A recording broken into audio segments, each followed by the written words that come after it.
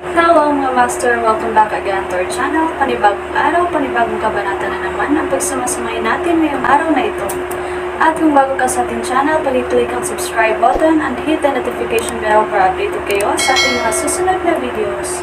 So mga master, bago natin simulan ang ating kabanata ngayong araw na ito, huwag po sana natin skip yung ads mga master no, dahil malaking bagay na po yan sa ating munting channel.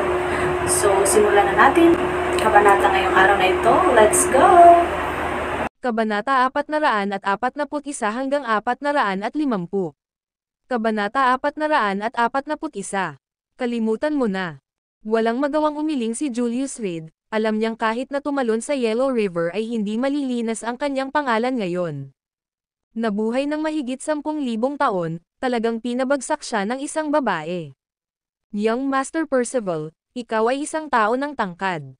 Huminga siya ng malalim, ibinaon ang lahat ng galit niya kay Zane Percival. Lumuhad ka, at huwag mo akong piliting kumilos. Sobrang hindi magandang tingnan ang mukha ni Zane Percival nang marinig ito. Sa pagpindot ni Itay Huntington, malamang nawala siyang puwang upang maniobra. Julius Reed, walang awa ka sa pakikitungo mo. Mag-ingat sa paghihiganti. Sabi niya sa nagngangalit na ngipin. Sa ganitong pagluhod ngayon, tapos na siya. Dahil wala kang dignidad, tutulungan kitang hanapin ito. Bang! Walang babalang sumipa si Julius Reed, tinamaan si Zane Percival ng husto sa singit.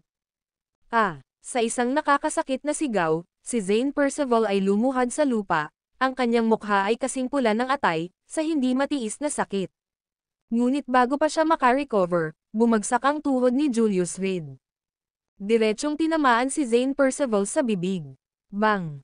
Pagkatapos ay hinampis niya ng malakas ang ulo ni Zane Percival gamit ang kanang kamay, at bumagsak ang lahat ng ngipin niya sa lupa, na may halong sariwang dugo.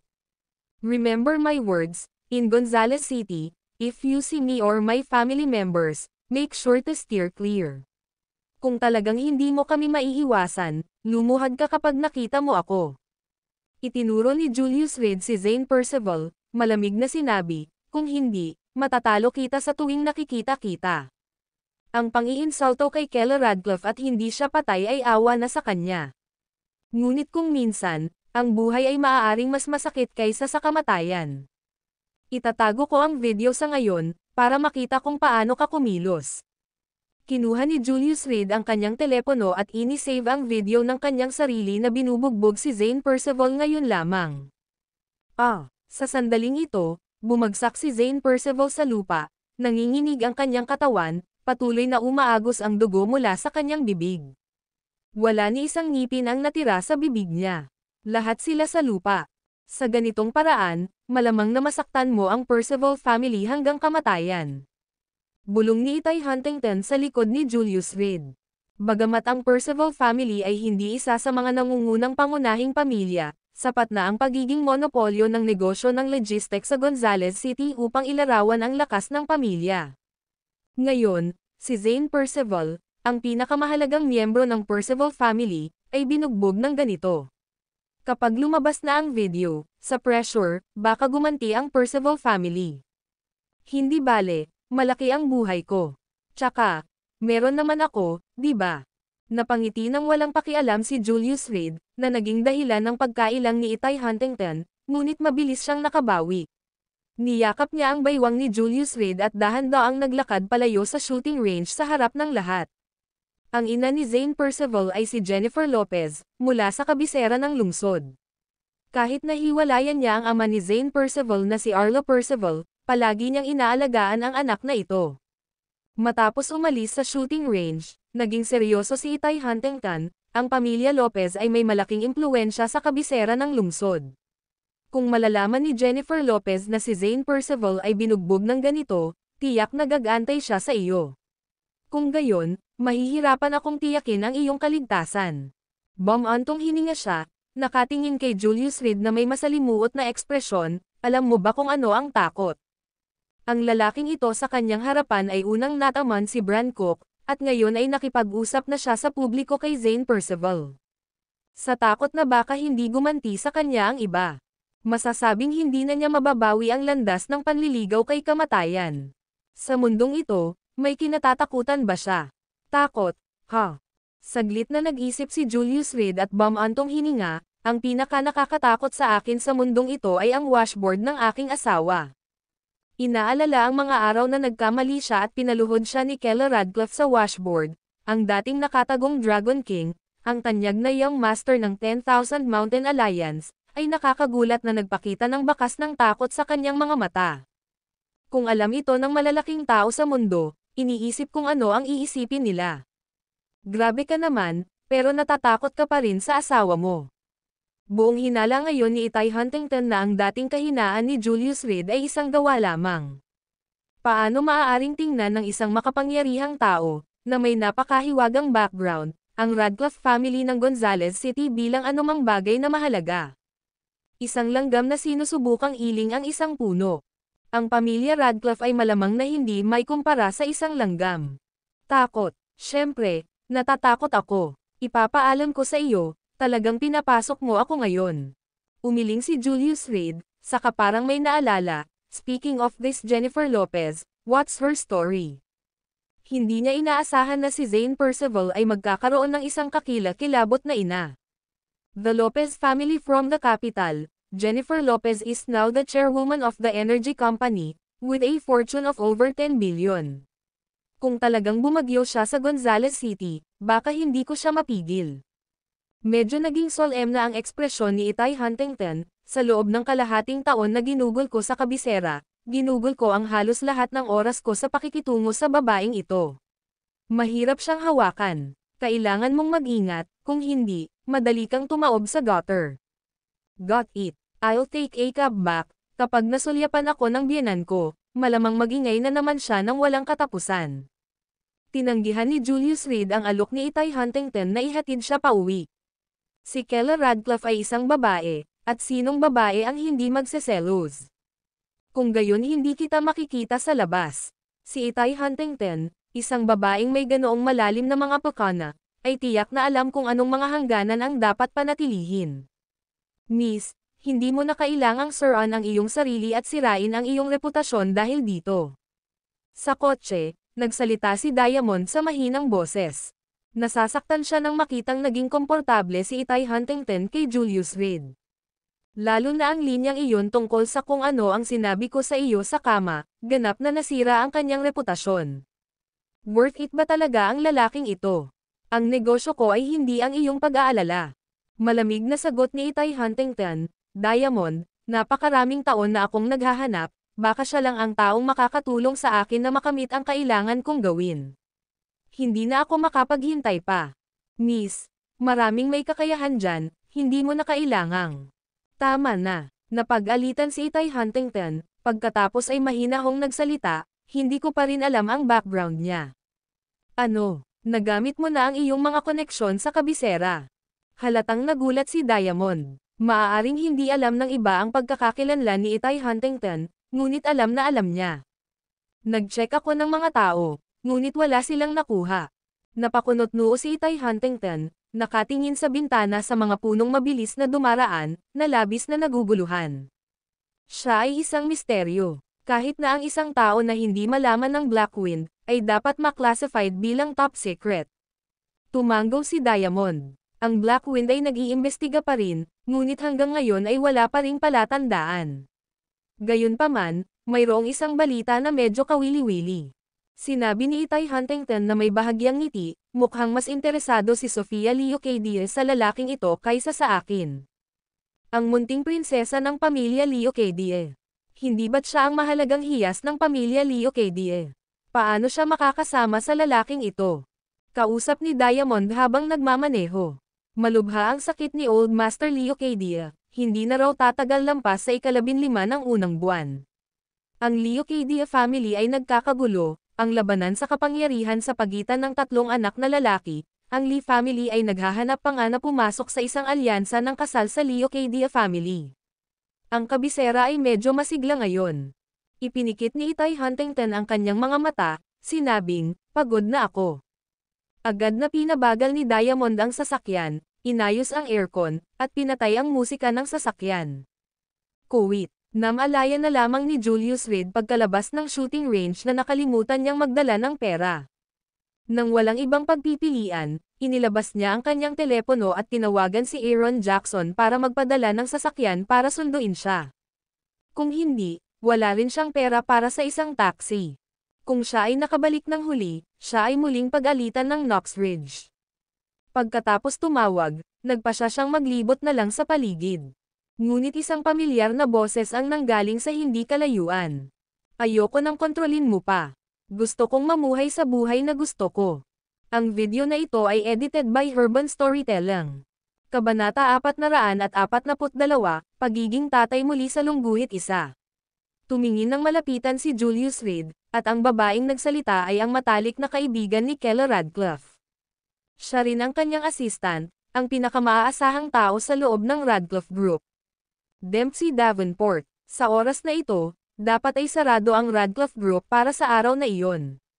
Bakit nandito si Dempsey Davenport? At nakatayo sa tapat niya ay isang nasa katanghaliang gulang na lalaki, na mukhang nasa mid-40s. Nakasuot ng Soviet Senador suit, ang kanyang kasuotan ay malinaw na nagpapahiwatig ng kayamanan, at maging ang relo sa kanyang kamay ay nagkakahalaga ng humigit kumulang 1 milyon. May iniingatan ba siya? Iyon ang unang naisip ni Julius Reed. Kung ganoon, tahimik siyang aalis.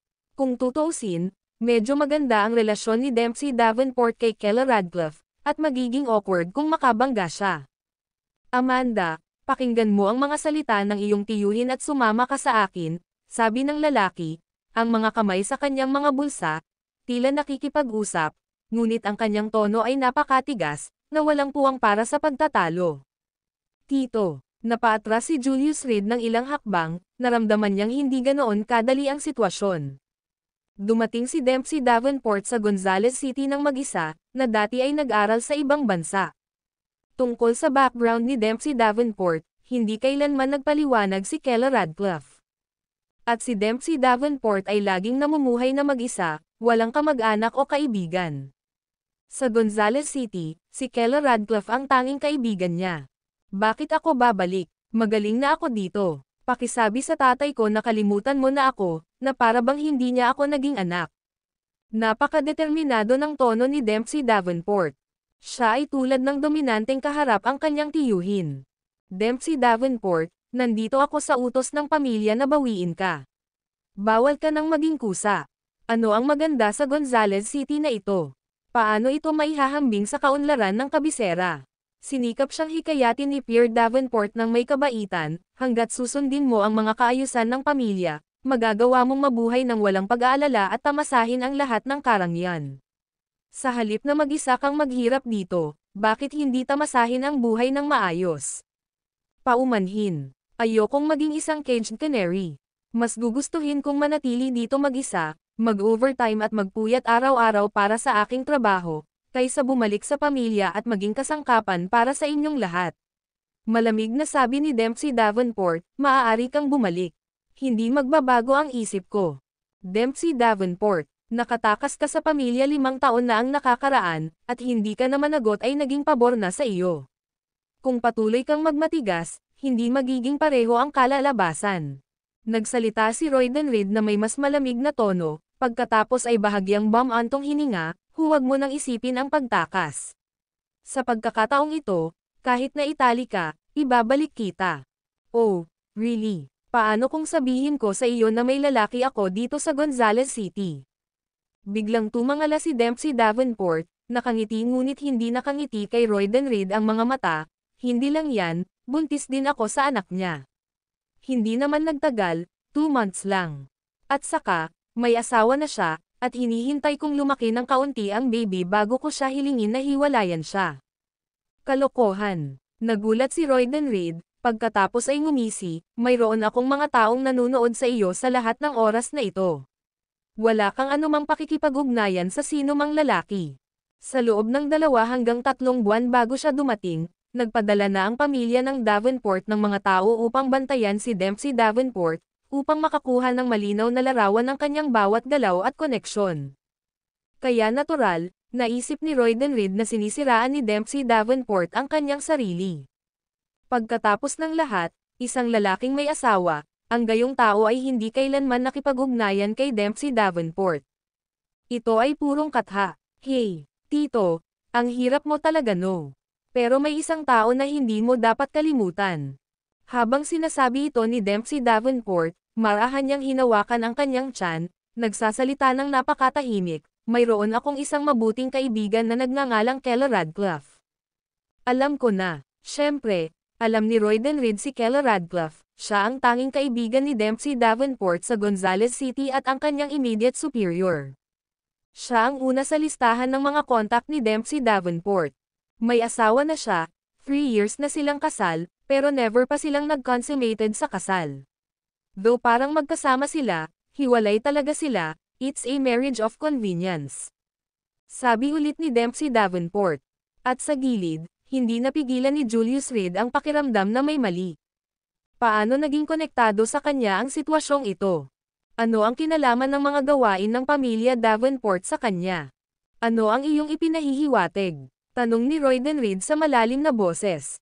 Maaaring narinig ni Tio ang isang kasabihan, mag-ingat laban sa apoy, mag-ingat laban sa pagnanakaw, at mag-ingat sa iyong matalik na kaibigan. Biglang ngumiti si Dempsey Davenport, umiling, at nagpatuloy, akala ng lahat ay walang kabuluhan ang kanyang asawa, ngunit paanong ang isang tunay na walang kabuluhan ay magtaboy kay Zaid Radcliffe at suportahan si Kela Radcliffe sa posisyon ng chairman. 3 taon na silang kasal nang hindi nakikisama sa kama, lalaki rin siya, may mga pangangailangan. Sa puntong iyon, tumangala si Dempsey Davenport kay Royden Reed, at ako, sa aking 20s, kailangan din ng isang lalaki. Ang pagiging naaanod dito sa mahabang panahon, kailangan ko rin ng init. Imposible yan. Alam kong hindi ka naniniwala, ngunit kung binigyang pansin ng tiyuhin ang iyong mga talaan ng pagmamanman, maaalala mo si Kela Radcliffe na minsang tumakas, habang ako ay nagpanggap na siya, nakaupo sa opisina. Tila nakaramdam ng lamig si Dempsey Davenport at itinakip ang isang piraso ng damit sa kanyang katawan bago siya nagpatuloy, ang oras na kinidnap si Kela Radcliffe ay inayos namin ni Julius Reed. At noong araw na iyon, pagkaalis ni Kela, nag-enjoy kami sa piling ng isa't isa sa kanyang opisina. Hindi ko akalain na mabuntis ako ng ganoon kaga. Napatingin siya sa kanyang tiyan, puno ng kaligayahan ang kanyang mukha. Ikaw, biglang naalala ni Royden Reed na umalis nga si Kela Radcliffe papuntang Five River Province nang walang paunang abiso, at tila nakaranas talaga siya ng kidnapang. At sa araw na iyon, nasa opisina nga ni Kela Radcliffe si Dempsey Davenport. Para naman kay Julius Reed, wala silang mahanap na bakas sa kanya. Ang lalaki ay nawala sa manipis na hangin hanggang sa siya ay nagpakita ng ilang araw ang nakalipas. Hindi lihim sa Gonzales City sina Kela Radcliffe at Julius Reed na hindi nagsama sa kama. Tuyong kahoy na sumasalubong sa nagngangalit na apoy, hindi magiging kakaiba kung may nangyari. Bukod dito, talagang napakaganda ni Dempsey Davenport. Walang lalaking tatanggi sa ganoong babae. Walang hiya, sampal. Sinampal siya ng malakas ni Pierre Davenport sa mukha. Ipalaglag ang bata, at sumama ka sa akin. Namumula ang mukha niya sa galit. Isang miyembro ng pamilya ng Davenport, talagang gumagawa ng walang hiyang gawain. Sa gilid, walang magawa si Julius Reed. Isa talaga siyang professional fall guy. Ang bata ay lumabas nang wala sa oras habang ang isang lalaki ay nakaupong walang ginagawa sa bahay. Ngunit sa pag-iisip, naiintindihan niya. Dahil napakaliit ng bilog ni Dempsey Davenport, kung hindi niya sisisihin ang ulo nito, hinding-hindi ito maniniwala ni Royden Reed. Hindi ako pupunta. Sa huling pagkakataon, kung pipilitin mo akong bumalik, sisiguraduhin kong malalaman ito ng buong kabisera. Malalaman ng lahat na si Dempsey Davenport ay natulog sa asawa ng kanyang matalik na kaibigan at nabuntis. Halos mapasigaw si Dempsey Davenport, halata ang kanyang hindi pagnanais, kung gusto mo akong sirain, pagkatapos ay ibagsak ko ang pamilya Davenport kasama ko. Ha, tumigil ka na sa panaginip. Kahit mamatay ka ngayon, babalik ka sa akin. Pagkasabi nito, hinawakan ni Royden Reed ang palso ni Dempsey Davenport, sinusubukang hilahin siya papunta sa kotse. Kahit anong suran, kailangan makialam ni Julius Reed dahil sa pagkakaibigan ni Dempsey Davenport kay Kela Radcliffe. Hoy, anong ginagawa mo? Sa sikat ng araw, hooliganism ba ito? Bitawan mo siya sa sandaling ito. Lumabas siya sa likod ng dingding at sinigawan si Royden Reed. Ang video na ito ay edited by Urban Storytelling. Kabanata 443 tandaan ang aking mga salita sa lungguhit isa. Julius Reed. Nang makita ni Dempsey Davenport si Julius Reed, halos madurog ang kanyang puso. Katatapos lang niyang gumawa ng mga kwento tungkol kay Julius, at dumating na ang pangunahing tauhan. Narinig niya ba ang sinabi niya kanina? Ito ay isang kasinungalingan dahil sa desperasyon, kung ito ay. Kung umabot man ito sa tenga ni Keller Radcliffe, talagang gusto niyang magtago sa isang butas sa lupa. So, ikaw si Julius Reed. Malamig na sinulyapan ni Pierre Davenport si Julius at mapang-asar na sinabi, "Scram." Pagkatapos magsalita, ipinagpatuloy niya ang paghila kay Dempsey Davenport.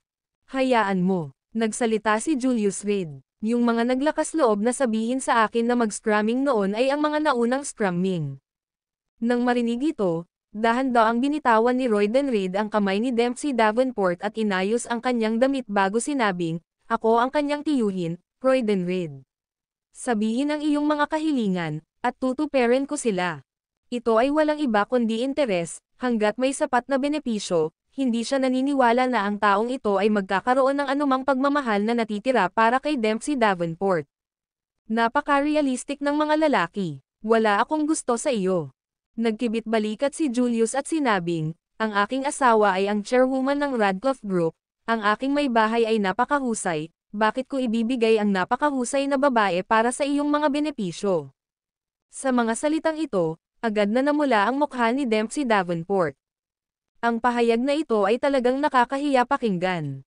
"So, balak mong kalabanan ang Davenport family?" Malamig na pinagmamasdan ni Royden Reed si Julius. Ang lalaking ito ay medyo mapanlin lang, o marahil ay walang kabusugan, sinasamantala ang pagkakataong itaas ang kanyang presyo.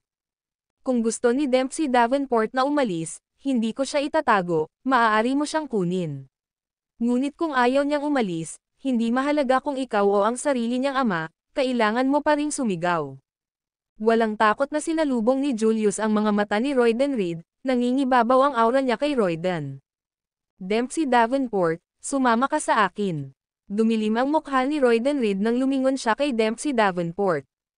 Ang kanyang paglalakbay sa Gonzales City ay kasama ang misyon ng pamilya, kailangan niyang bawiin si Dempsey Davenport.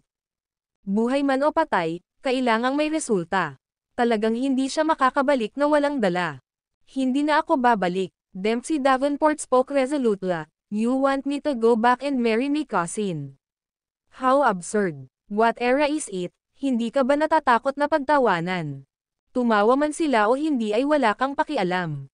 Si Jackson Leocadia ang nagpapahanga sa iyo ay ang karangalan ng iyong buhay. At dahil sa pagkakawatak-watak ng pamilyang Leocadia, ang lahi ni Jackson ang may pinakamagandang pagkakataon na agawin ang kapangyarihan. Kapag dumating ang panahong iyon, ikaw ang magiging pinakamakapangyarihang babae sa pamilya Leocadia, at ang ating Davenport family ay maaaring mabilis na bumangon." Hayagan itong tinalakay ni Royden Reed, napakalinaw ng kanyang hangarin, hindi alintana kung paano lumaban si Dempsey Davenport, kailangan siyang kunin. "Pinsan ko yan. Hayop talaga si Jackson," sigaw ni Dempsey Davenport sa kawalan ng pag-asa. "Manahimik ka. Si Young Master Leocadia ay hindi isang taong maaari mong panasan." Itinaas ni Royden Reed ang kanyang kamay upang hampasin si Dempsey Davenport, ngunit ang kanyang kamay ay biglang hinawakan sa himpapawid. "Matanda, nananakit ng babae.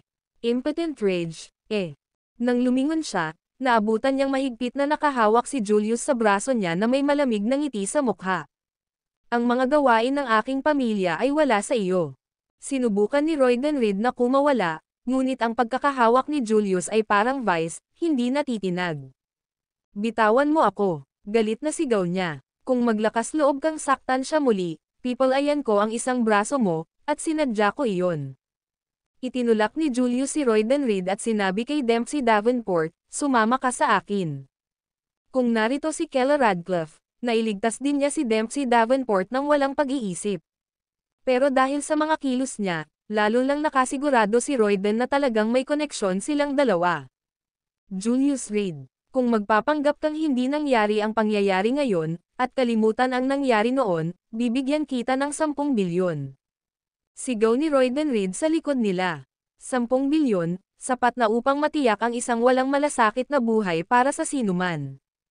Nag-imbestiga siya. Nakaharap sa pagkabangkarote at pagsasara, ang Radcliffe Group ay nasa matinding kahirapan, at ang Dempsey Davenport ay mayroon lamang daan-daang libo sa mga ipon, nang walang anumang malaking halaga ng pera. Sa 10 bilyong iyon, hindi ba siya magkakaroon ng anumang mga babaeng naisin niya sa isang buhay na marangya at walang kabuluhan? Kahit sinong normal na tao ay hindi tatanggi. Oo naman, huminto si Julius Reed sa kanyang mga landas. Ginawa rin nito ang puso ni Dempsey Davenport na manginig. Maaaring ang lalaking ito ang nagbigay sa kanya ng pag-asa, para lang ilubog siya sa kawalan ng pag-asa. Ngunit ang lahat ng ito ay tila natural lamang. Wala siyang relasyon kay Julius Reed, at sinira pa niya ang kanyang sariling reputasyon para gamitin ang kanyang kawalang kasalanan. Ngayon, ang 10 bilyong ito ay dapat isaalang-alang na kabayaran. Ayon sa kanyang pagkaunawa kay Julius Reed, malamang na ibibigay niya ang perang ito sa Radcliffe Group. Noon, ang Radcliffe Group, na may 10 bilyong likidong pondo, ay tiyak na makakabalik. Ito na ang huling kontribusyon niya sa kanyang malapit na kaibigan. How about it? Natutokso ka ba? Tumawa si Royden Reed, itinuro si Dempsey Davenport, tingnan mo, ito ang lalaking nakabuntis sa iyo. Sa harap ng pinansyal na kita. Bibigyan kita ng 20 bilyon. Malamig na tiningnan ni Julius Reed si Royden Reed, 20 bilyon, at ibibigay mo sa akin ang iyong asawa at anak, pagkatapos ay bibigyan ko ang iyong asawa ng isang anak, at magdagdag ng isa pang apo sa iyong pamilya. Sa sandaling sinabi ang mga salitang ito, ang mukha ni Royden Reed ay nagbago ng husto. Ito ay walang kulang sa isang insulto. At tumingin din si Dempsey Davenport kay Julius Reed na may kakaibang tingin, masyadong malisyoso ang mga salita. Ano, hindi ka sumasang-ayon? Kung gayon bakit ako papayag? Sa tingin mo ay sinisiraan kita, ngunit hindi ba't sinisiraan mo rin ako? Ang manginsulto sa iba ay lalaitin ang kapalit. Lumingon si Julius Reed at sinabi kay Dempsey Davenport, tayo na. Pumunta kung saan. Sigaw ni Royden Reed, nang biglang sumulpat sa kalsada ang 4 hanggang 5 lalaking nakaitim. Direktang hinaranggan ng mga lalaking ito ang landas nina Julius Reed at Dempsey Davenport. Ngayon, walang nakakaalis. Pinahiram talaga sa iyo ni Lolo ang kanyang mga personal na bodyguard. Tumingin si Dempsey Davenport kay Royden Reed na may gulat na mukha, ideya ba ito ni Lolo? Ang mga bodyguard na ito ay lubhang kakilakilabot at mga personal na gwardya ni Old Master Davenport. Ngayong nakarating na sila sa Gonzales City kasama si Royden Reed, malamang na may kinalaman din si Old Master Davenport sa usapin. Tunay nga, tahimik na inaprubahan ni Old Master Davenport ang bagay na ito. Bagamat medyo hindi masabi ang pagpapakasal sa isang malapit na kamag-anak, dahil nakatutok sa iyo si Jackson Lee Ocadia, hindi namin papalampasin ang isang pagkakataon na makapagbibigay ng kaluwalhatian sa pamilya. At saka, sino ang maglalakas loob na magchismis tungkol sa pamilya Lee Ocadia? Malamig na bamantong hininga si Royden Reed at humarap sa dalawa at sinabing, ganito ang mangyayari kapag hindi mo pinahahalagahan ang toast at nahaharap sa mga parusa. Ang pamilya Lee Ocadia. Anong relasyon sina Jackson Lee Ocadia at Sophia Lee Ocadia? Tanong ni Julius Reed. Si Jackson Lee Ocadia ay kapatid ni Sophia Lee Ocadia, ngunit hindi sa dugo. Ang ama ni Jackson ang panganay, habang ang ama ni Sophia ay ang bunso. Ipinaliwanag ni Dempsey Davenport ang masalimuot na relasyon sa pamilya. Nang makuha ang sagot, bumaling si Julius Reed kay Royden Reed, ang mga toast ay mura, ang mga parusa ang tama. Lubos na walang alam sa kamatayan. Iminuwestro ni Royden Reed ang kanyang kamay, ibaba mo sila. Babalik ako sa iyo. Hayaan mo siya. Tumayo si Dempsey Davenport sa harap ni Julius Reed. Ang mga bodyguard na ito ay napakahusay at imposibleng talunin. Smack! Bigla siyang sinampal ni Royden Reed, tinuro si Dempsey Davenport at pinagalitan, too late. You shameless wretch! Naaalala mo ba ang sinabi ko? Hinayla ni Julius Reed si Dempsey Davenport pabalik at malamig na tumingin kay Royden Reed. Ano? Nakasimangot na tanong ni Royden Reed. Sabi ko, kung maglakas loob kang saktan siya ulit, pupulayan ko ang isang braso mo. Biglang ngumiti si Julius Reed at mabilis na hinawakan ang palso ni Royden Reed. Ang video na ito ay edited by Urban Storytelling. Kabanata 444, Isa laban sa 5, Bahagi 1. Anong gagawin mo? Nang hawakan ni Julius Reed ang kanyang palso, nagulat si Royden Reed. Ang kalaban ay kumilos ng napakabilis, at siya ay ganap na hindi handa. At ang mga bodyguard na iyon ay napakalayo upang makarating doon sa oras. Hindi mo ba alam kung ano ang gagawin ko? Sinabi ni Julius Reed kay Royden Reed na may mahinang ngiti, I'm a man of my word. Ngayon, sinabi kong pilayin ko ang isang braso mo, at iyon mismo ang gagawin ko. Basag. Marahas niyang ipinihit paitaas, pinitik ang braso ni Royden Reed. Napasigaw si Royden Reed sa matinding paghihirap, ang kanyang katawan ay kumukulot kaagad. Ang putol na buto ay nakausli sa balat, nakikita sa pamamagitan ng kanyang damit, isang kakilakilabot na tanawin. Kung may susunod pa, babuliin ko lahat ng paa mo. Itinuro ni Julius Reed si Dempsey Davenport, ngayon, maaari mong subukang saktan siya at tingnan kung totoo ang aking mga salita. Si Royden Reed ay wala sa estado na mag-isip tungkol sa paghampas sa sinuman, tanging malamig na pawis ang naramdaman, ang kanyang katawan ay nanginginig ng walang tigil. Halos mawalan na siya ng malay sa sakit ng naputol niyang braso. Kunin mo siya, patayin mo. Napaungol si Royden Reed sa galit. Nakayuko siya sa lupa, mapula ang kanyang kutis. Tuloy-tuloy na tumutulo ang dugo mula sa kanyang palso papunta sa lupa. Kinagat ni Royden Reed ang kwelyo ng kanyang Soviet senador suit, puno ng dugo ang kanyang mga mata. Ngunit nanabik pa rin siyang makita ang eksenang binugbog hanggang mamatay si Julius Reed. Bagamat ito ay nangyayari sa mga lansangan, walang tao sa paligid sa oras na ito. Ang mga bodyguard, na naglalabas ng mamamatay tao na aura, ay handang pumatay sa pagtanggap ng mga utos ni Royden Reed. Ang kanilang mga pag-atake ay nakamamatay na mga galaw. Mag-ingat ka, nagbabala si Dempsey Davenport, ang mga lalaking ito ay napakahusay, lahat ng mga elite ay sinanay ni Lolo. Nang palibutan sila ng mahigit 100 tao, kahit 5 ay hindi makatalo sa kanila.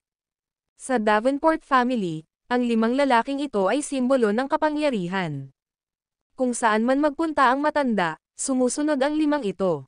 Ang presensya nila sa Gonzales City ngayon ay nagpahiwatig na ito ay kagustuhan ng matanda.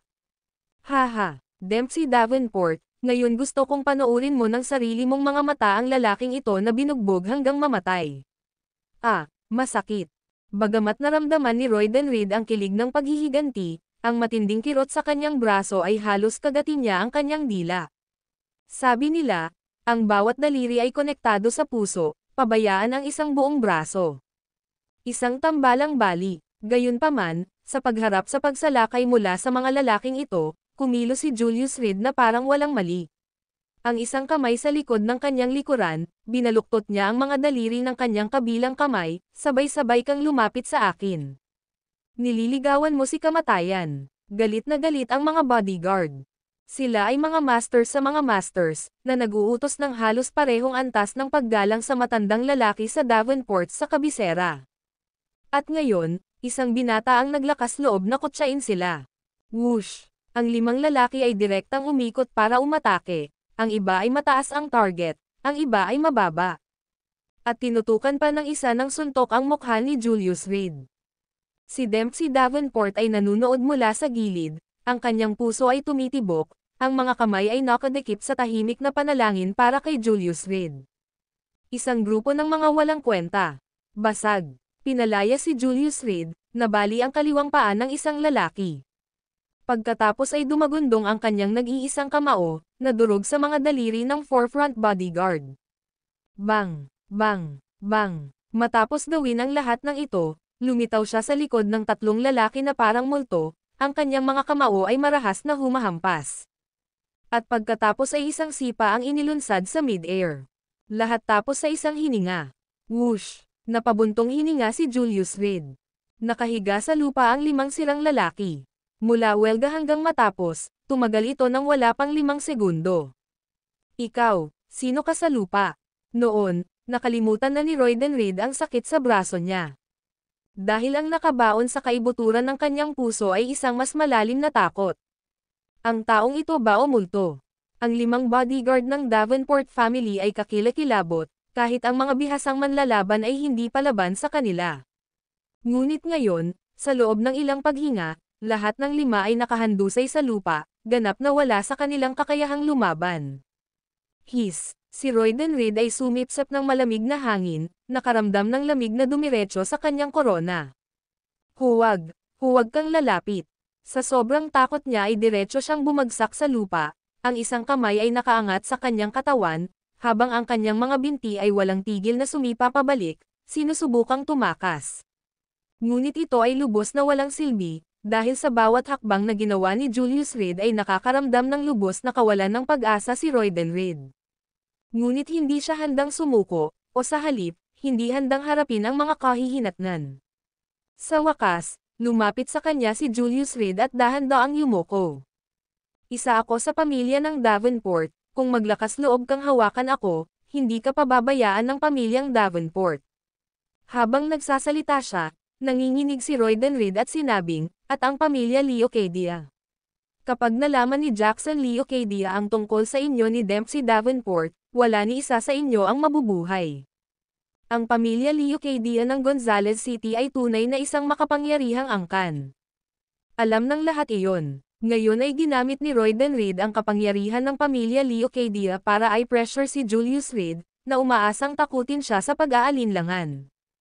Gayunpaman, ang hindi niya alam ay kung talagang ibinibilang ba ang Leocadia family bilang isang makapangyarihang angkan sa mata ng Young Master ng 10,000 Mountain Alliance. Sa pagsasalita ng tapat, ang mga janitor ng 10,000 Mountain Alliance ay daan-daang beses na mas malakas kaysa sa tinatawag na makapangyarihang clan na ito. Higit pa ang ginawa ko kaysa hawakan ka, sinaktan kita. Itinuro ni Julius Reed ang braso ni Royden Reed, tingnan mo, nabali ko ang isang braso mo, at ngayon nabugbog ko na ang lahat ng bodyguards na dinala mo. Sa totoo lang, wala sa paningin ko ang pamilya Davenport. Sampal. Sinampal ni Julius Reed si Royden Reed sa mukha, ngayon sinabi mo sa akin na magwala, ang mga taong nagsabi noon ay halos lahat ay patay na. Napangiti siya ng mahina. Ngunit ang ngiting iyon ay nagdulot ng panginginig sa gulugad ni Royden Reed. Sa harap niya ay hindi isang tao, ngunit ang dyablo. Bitawan mo ako, nakikiusap ako sa iyo, hanggat palayain mo ako, ipinapangako kong ilihim ko ang mga kaganapan ngayon. At tungkol kay Dempsey Davenport, ipapaliwanag ko ang lahat sa matandang master pagbalik ko, sinisiguradong wala nang mangihistorbo sa iyo. Nang makita na ang pagiging matigas ay walang saysay, ang desperado na si Royden Reed ay nagsimulang magmakaawa, na nawala ang kanyang unang gilid. Please, bigyan mo ako ng pagkakataon. Amanda, magmakaawa ka para sa akin. Nakalimutan mo na ba kung gaano ako kabuti sa'yo noong bata ka pa? Binaling niya ang kanyang pakiusap kay Dempsey Davenport. Julius Reed, siya ay, pagkatapos ng lahat, ang aking tiyuhin. Habang sinasabi niya ito, huminga ng malalim si Dempsey Davenport at tumalikod, iligtas mo lang ang buhay niya, at ituturing ko ang sarili ko sa utang mo. Ang dalawa ay hindi kamag-anak o kamag-anak, bakit siya magtatanong ng kahit ano kay Julius Reed? Ngunit ito rin ay isang walang magawang kahilingan. Ang pamumuhay ay isang luho. Sige na, ngumiti si Julius Reed at tumayo, nakatingin kay Royden Reed, ililigtas ko ang iyong buhay, ngunit ipinapangako ko, hinihiling mo na sana ay patay ka na. Salamat, maraming salamat. Bago natapos ni Royden Reed ang pagpapahayag ng kanyang pasasalamat, bumagsak ang paa ni Julius Reed, na agad nadurog sa magkabilang binti ni Royden Reed. Ang matinding sakit ay sumabog na parang pagsabog ng bulkan, na naging sanhi ng pagkahilo ni Royden Reed sa lugar. With compound fractures like that, amputation lang ang option, hindi na siya tatayo. Kuya, anong nangyayari? Maya-maya lang, may humantong sasakyan sa kalsada, at nang makita ni Aaron Jackson ang mga taong nakahandusay sa lupa, nagmamadali siyang lumabas ng sasakyan. Medyo istorbo, maaari mo bang protektahan siya para sa akin? Sumenya si Julius Reed kay Dempsey Davenport, tutal, ang matalik na kaibigan ni Kella Radcliffe sa Gonzales City, si Aaron Jackson, ay gustong protektahan siya, ang pamilya Davenport ay hindi maglalakas loob na hawakan siya. Naiintindihan. Paano ang mga taong ito? Napasulyap si Aaron Jackson sa mga bodyguard na nakaitim na nakadamit na humahagulgol sa sakit sa kanyang mga paa at gumawa ng isang kilos na nanunuot sa lalamunan. Hayaan mong buhay ang matandang ito, hayaan mo siyang bumalik at magpadala ng mensahe. Ang natitira, tingnan kung matalas ang iyong mga talam. Nang matapos magsalita si Julius Reed, namumula ang mga bodyguard sa lupa. Ang video na ito ay edited by Urban Storytelling. Kabanata 445 itinuro ko sa lungguhit isa. Hindi nang ahas si Dempsey Davenport na sumakay sa kotse ni Aaron Jackson. Hindi pa rin siya nakaka-recover sa eksenang nasaksihan niya. Ngunit iyon ay normal, isang batang babae na nanirahan sa isang greenhouse, nang biglang nahaharap sa isang madyugo at marahas na sitwasyon, ay hindi makayanan. Pagkatapos pangasiwaan ang eksena, inayos ni Aaron Jackson ang isang kotse na magbabalik kay Dempsey Davenport at ipinadala rin ang kanyang mga tauhan upang protektahan siya. Samantala, nakaupo siya sa isang kotse kasama si Julius Reed. Bakit ka dumating ng personal? Tanong ni Julius Reed. Gusto lang niya ng kotse, hindi para si Aaron Jackson mismo ang dumating. Maraming mga gawain sa Gonzales City na nangangailangan ng atensyon ni Aaron Jackson, at madalas ay hindi siya maaaring malayo. Brother, may natuklasan ako, kakaiba, at gusto kong talakayin ito sa iyo, sabi ni Aaron Jackson. Naglabas siya ng computer mula sa kotse, itinuro ang mapa sa screen, at sinabing, alam mo naman ang tungkol kay Stacy Cook mula sa Cook family, di ba? Stacy Cook, naalala lang ni Julius Reed si Bran Cook mula sa mga tao ng pamilya Cook. Ang iba naman, pinagsama-sama niya silang lahat bilang Cook. Ang maliliit na fries ay hindi karapat-dapat sa isang pangalan. Itong si Stacy Cook, iniwan niya ang pamilya mahigit isang dekada na ang nakalilipas at hindi na nabalitaan mula noon. Ilang araw na ang nakalipas, bigla siyang bumalik, dala ang isang bihasang eksperto. Isang eksperto? Malakas na tanong ni Julius Reed, paano hindi ko alam ang tungkol dito? Kung talagang may eksperto, bakit hindi siya nagpakita noong pinaluhod ko ang buong Cook family? Ito, nawalan ng masabi si Aaron Jackson na may dismayadong ekspresyon, brother, hindi mo mahuhusgahan ang mga eksperto ayon sa antas ng iyong husay sa militar.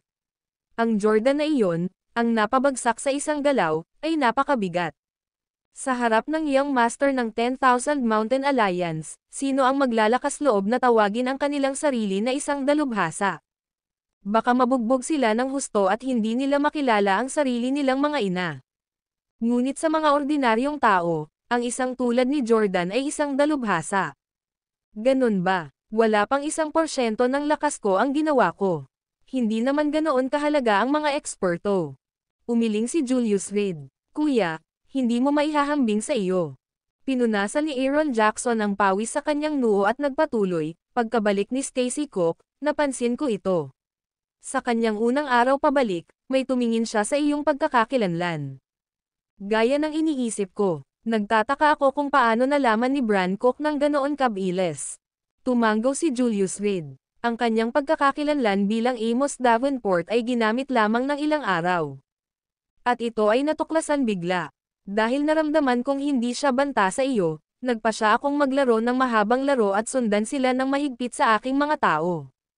Itinuro ni Aaron Jackson ang isang maliit na pulang tuldok sa mapa, ngunit ngayon, nalaman kong may kulang sa atin. Ang sinumang makaalis sa ilalim ng aking relo ay tiyak na hindi simple. Nadulas. Sabihin mo pa. Tiningnan ni Julius Reed ang mga pulang tuldok sa mapa. Ang buong satellite map ng Gonzales City ay ipinakita sa computer, at ang 12-12 ng mga pulang tuldok ay kumakatawan sa mga tauhan ni Stacy Cook na palihim na nagkukubli sa Gonzales City. Ang mga pulang tuldok na ito ay nakakalat sa buong lungsod, halos sumasakop sa buong lungsod. Ikaw ay lubos na kaya mo ang iyong sarili. Nagbigay ng papuri si Julius Reed. Ito ay partikular na bihira para kay Aaron Jackson na nadetect ang mga taong ito ng napakabilis at nagkaroon ng napakabilis na oras ng pagtugon sa isang lugar tulad ng Gonzales City. Bukod dito, ang paghahanap sa gayong nagkakalat na grupo ng mga tao at pagkakaroon ng gayong masusing paghahanda ay nagpakita ng malaking kahandaan. Kung tutuusin, kuya, ang galing mo. Bilang nakababatang kapatid, hindi kita dapat pigilan, di ba? Sabi ni Aaron Jackson sabay tawa, pagkatapos ay nagpatuloy, ngunit may isa sa kanila na lagi kong hindi mahanap. Anong ibig mong sabihin? Tumingin si Julius Reed sa mapa, iniisip kung ano ang ibig niyang sabihin sa pagkawala ng isa at ang isa na palaging hindi niya mahanap. Ang mga taong ito ay lumitaw ng 2 beses sa lugar ng Cook family, isang beses noong unang bumalik si Stacy Cook, at isang beses 2 oras ang nakalipas. Sumulyap sa kanyang relo, itinuro ni Aaron Jackson ang mga pulang tuldok sa mapa. Sa unang araw, kumpara sa ngayon, may mas kaunting piraso ng kubyertos. Nang marinig iyon, agad na nanliit ang mga mata ni Julius Reed sa isang hiwa. Bagamat irregular ang pamamahagi ng mga pulang tuldok sa mapa, malinaw na sakop ng mga ito ang halos lahat ng Gonzales City. Pero pakiramdam niya ay may kulang pa rin. Mahigit 100 pulang tuldok ang nakakalat, halos mapuno ang mapa ng Gonzales City. Sa lohikal na pagsasalita, na may ganitong komprehensibong saklaw ng lugar, ang nawawalang tao ay hindi dapat umiral. Ngunit dapat tama ang paghatol ni Aaron Jackson sa pamamagitan ng mga kagamitan. Ito ay isang detalye na hindi napapansin ng iba. O baka naman, nag-o-overthink ako. Humalaklak si Aaron Jackson, napakamot sa kanyang ulo, pagkatapos ng mahabang panahon na kasama ko ang boss, naging maingat ako sa aking mga kilos, at kung minsan ay nagiging takot akong ibon. Muli niyang sinuri ang mapa at wala talagang nakitang problema. Hindi mali ang iyong haka-haka. Biglang nagmulat ng mata si Julius Reed, nakatingin kay Aaron Jackson. The Percival family is in the logistics business, isn't they? Tama, naalala ko lang noong binanggit mo ito, boss.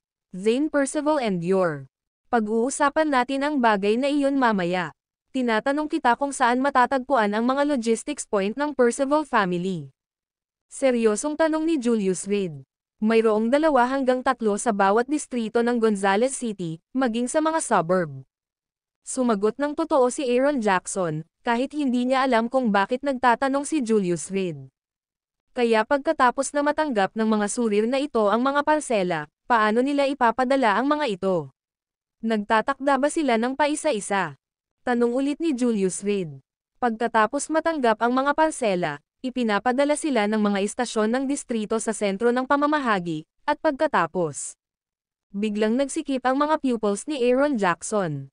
Ang distribution center. Eksakto. Tumango si Julius Reed, sa napakaraming tao, imposible para sa bawat isa sa kanila na maghatid ng kanilang impormasyon sa katalinuhan ng hiwalay kay Stacy Cook, hindi lang ito hindi epektibo, ngunit mapanganib din.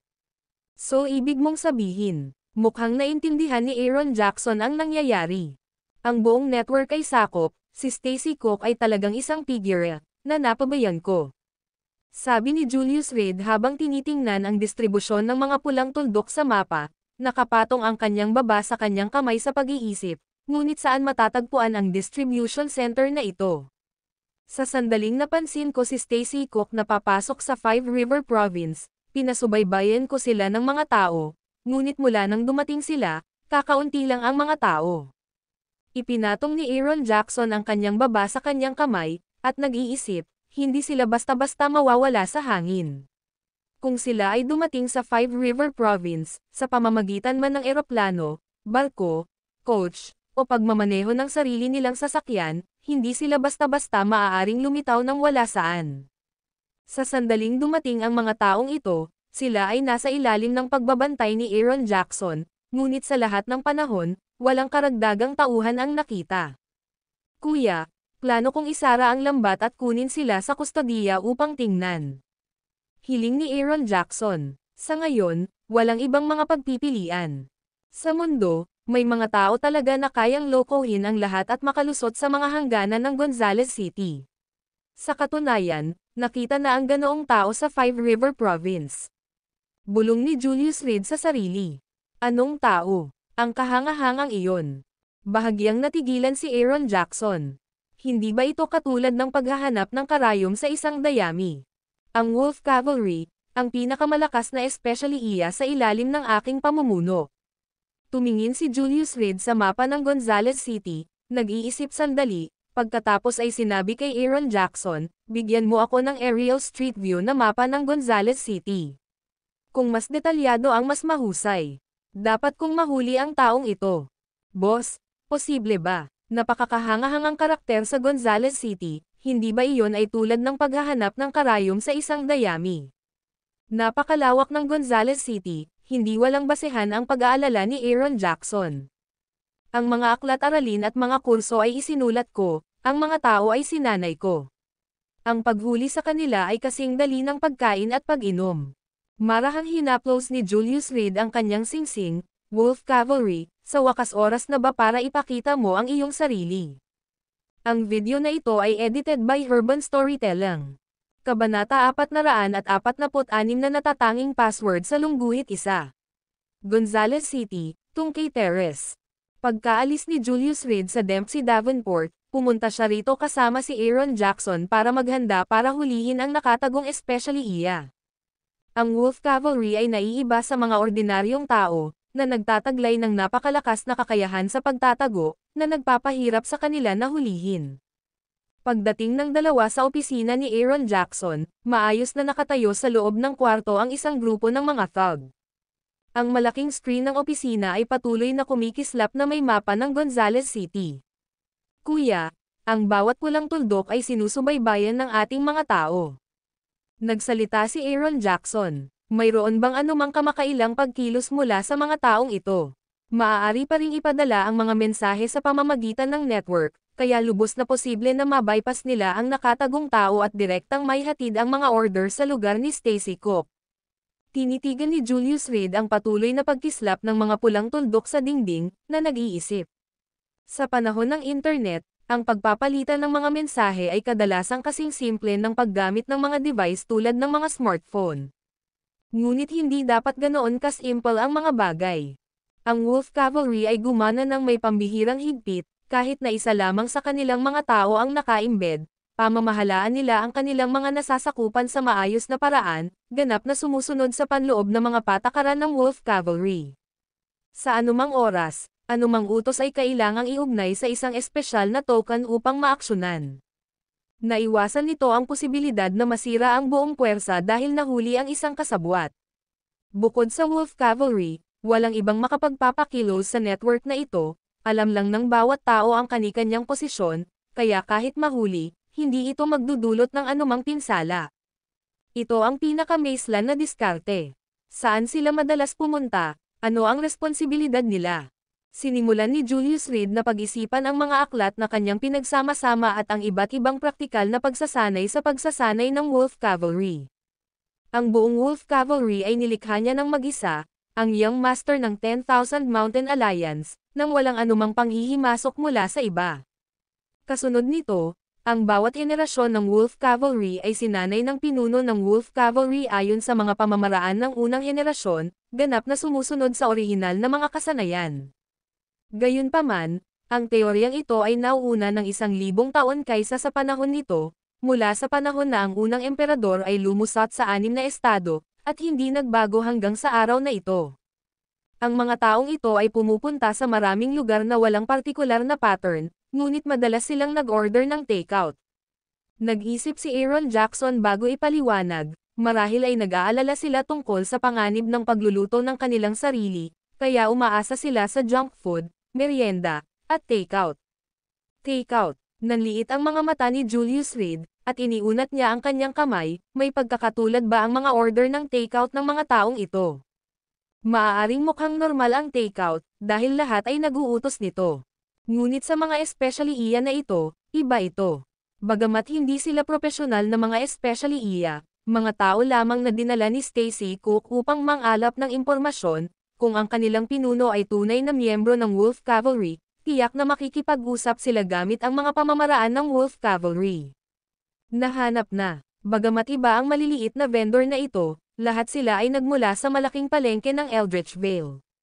Agad namang lumapit ang isa sa mga kampa ni Aaron Jackson na humihingal. Binabantayan nila ang mga taong iyon, kaya nang matanggap ang impormasyon, pumunta sila sa mga basurahan upang kunin ang lahat ng mga kahon ng takeout, tinitiis ang baho upang suriin ang mga address sa kanila. Saan ang Eldritch Vale Market? Tumingin si Julius Reed sa mapa at hindi niya ito mahanap. Ngunit iyon ay hindi pangkaraniwan, siya ay gumugol ng 3 taon bilang isang miyembro ng Radcliffe family, lumilipat lamang sa kanyang sariling teritoryo. Tungkol naman sa iba pang lugar ng Gonzales City, nalaman lang niya ang mga ito matapos nitong manumbalik ang kanyang alaala habang naglalakad. Kuya, nandito na. Itinuro ni Aaron Jackson ang mapa, at agad na lumipat sa satellite image ang malaking screen. Ang Eldridge Vale Market ay matatagpuan sa katimugang bahagi ng Gonzales City, ngunit ang pangalan nito ay Eldridge Vale. Dito, umunlad ang maliliit na nagtitinda, bagamat hindi ganoon karami ang matataas na gusali, kilala ito bilang isang sikat na food street sa Gonzales City. Maraming mga espesyal na merienda mula sa iba pang mga lugar ang ibinebenta dito, at ito ay palaging masikip, na kung minsan ay lumalampas sa lokal na sentro ng negosyo. Paminsan-minsan ay bumibisita ang mga mayayamang tao upang maranasan ang buhay, at para sa mga kabataan, ang Eldridge Vale Market ang kanilang gustong dating lugar.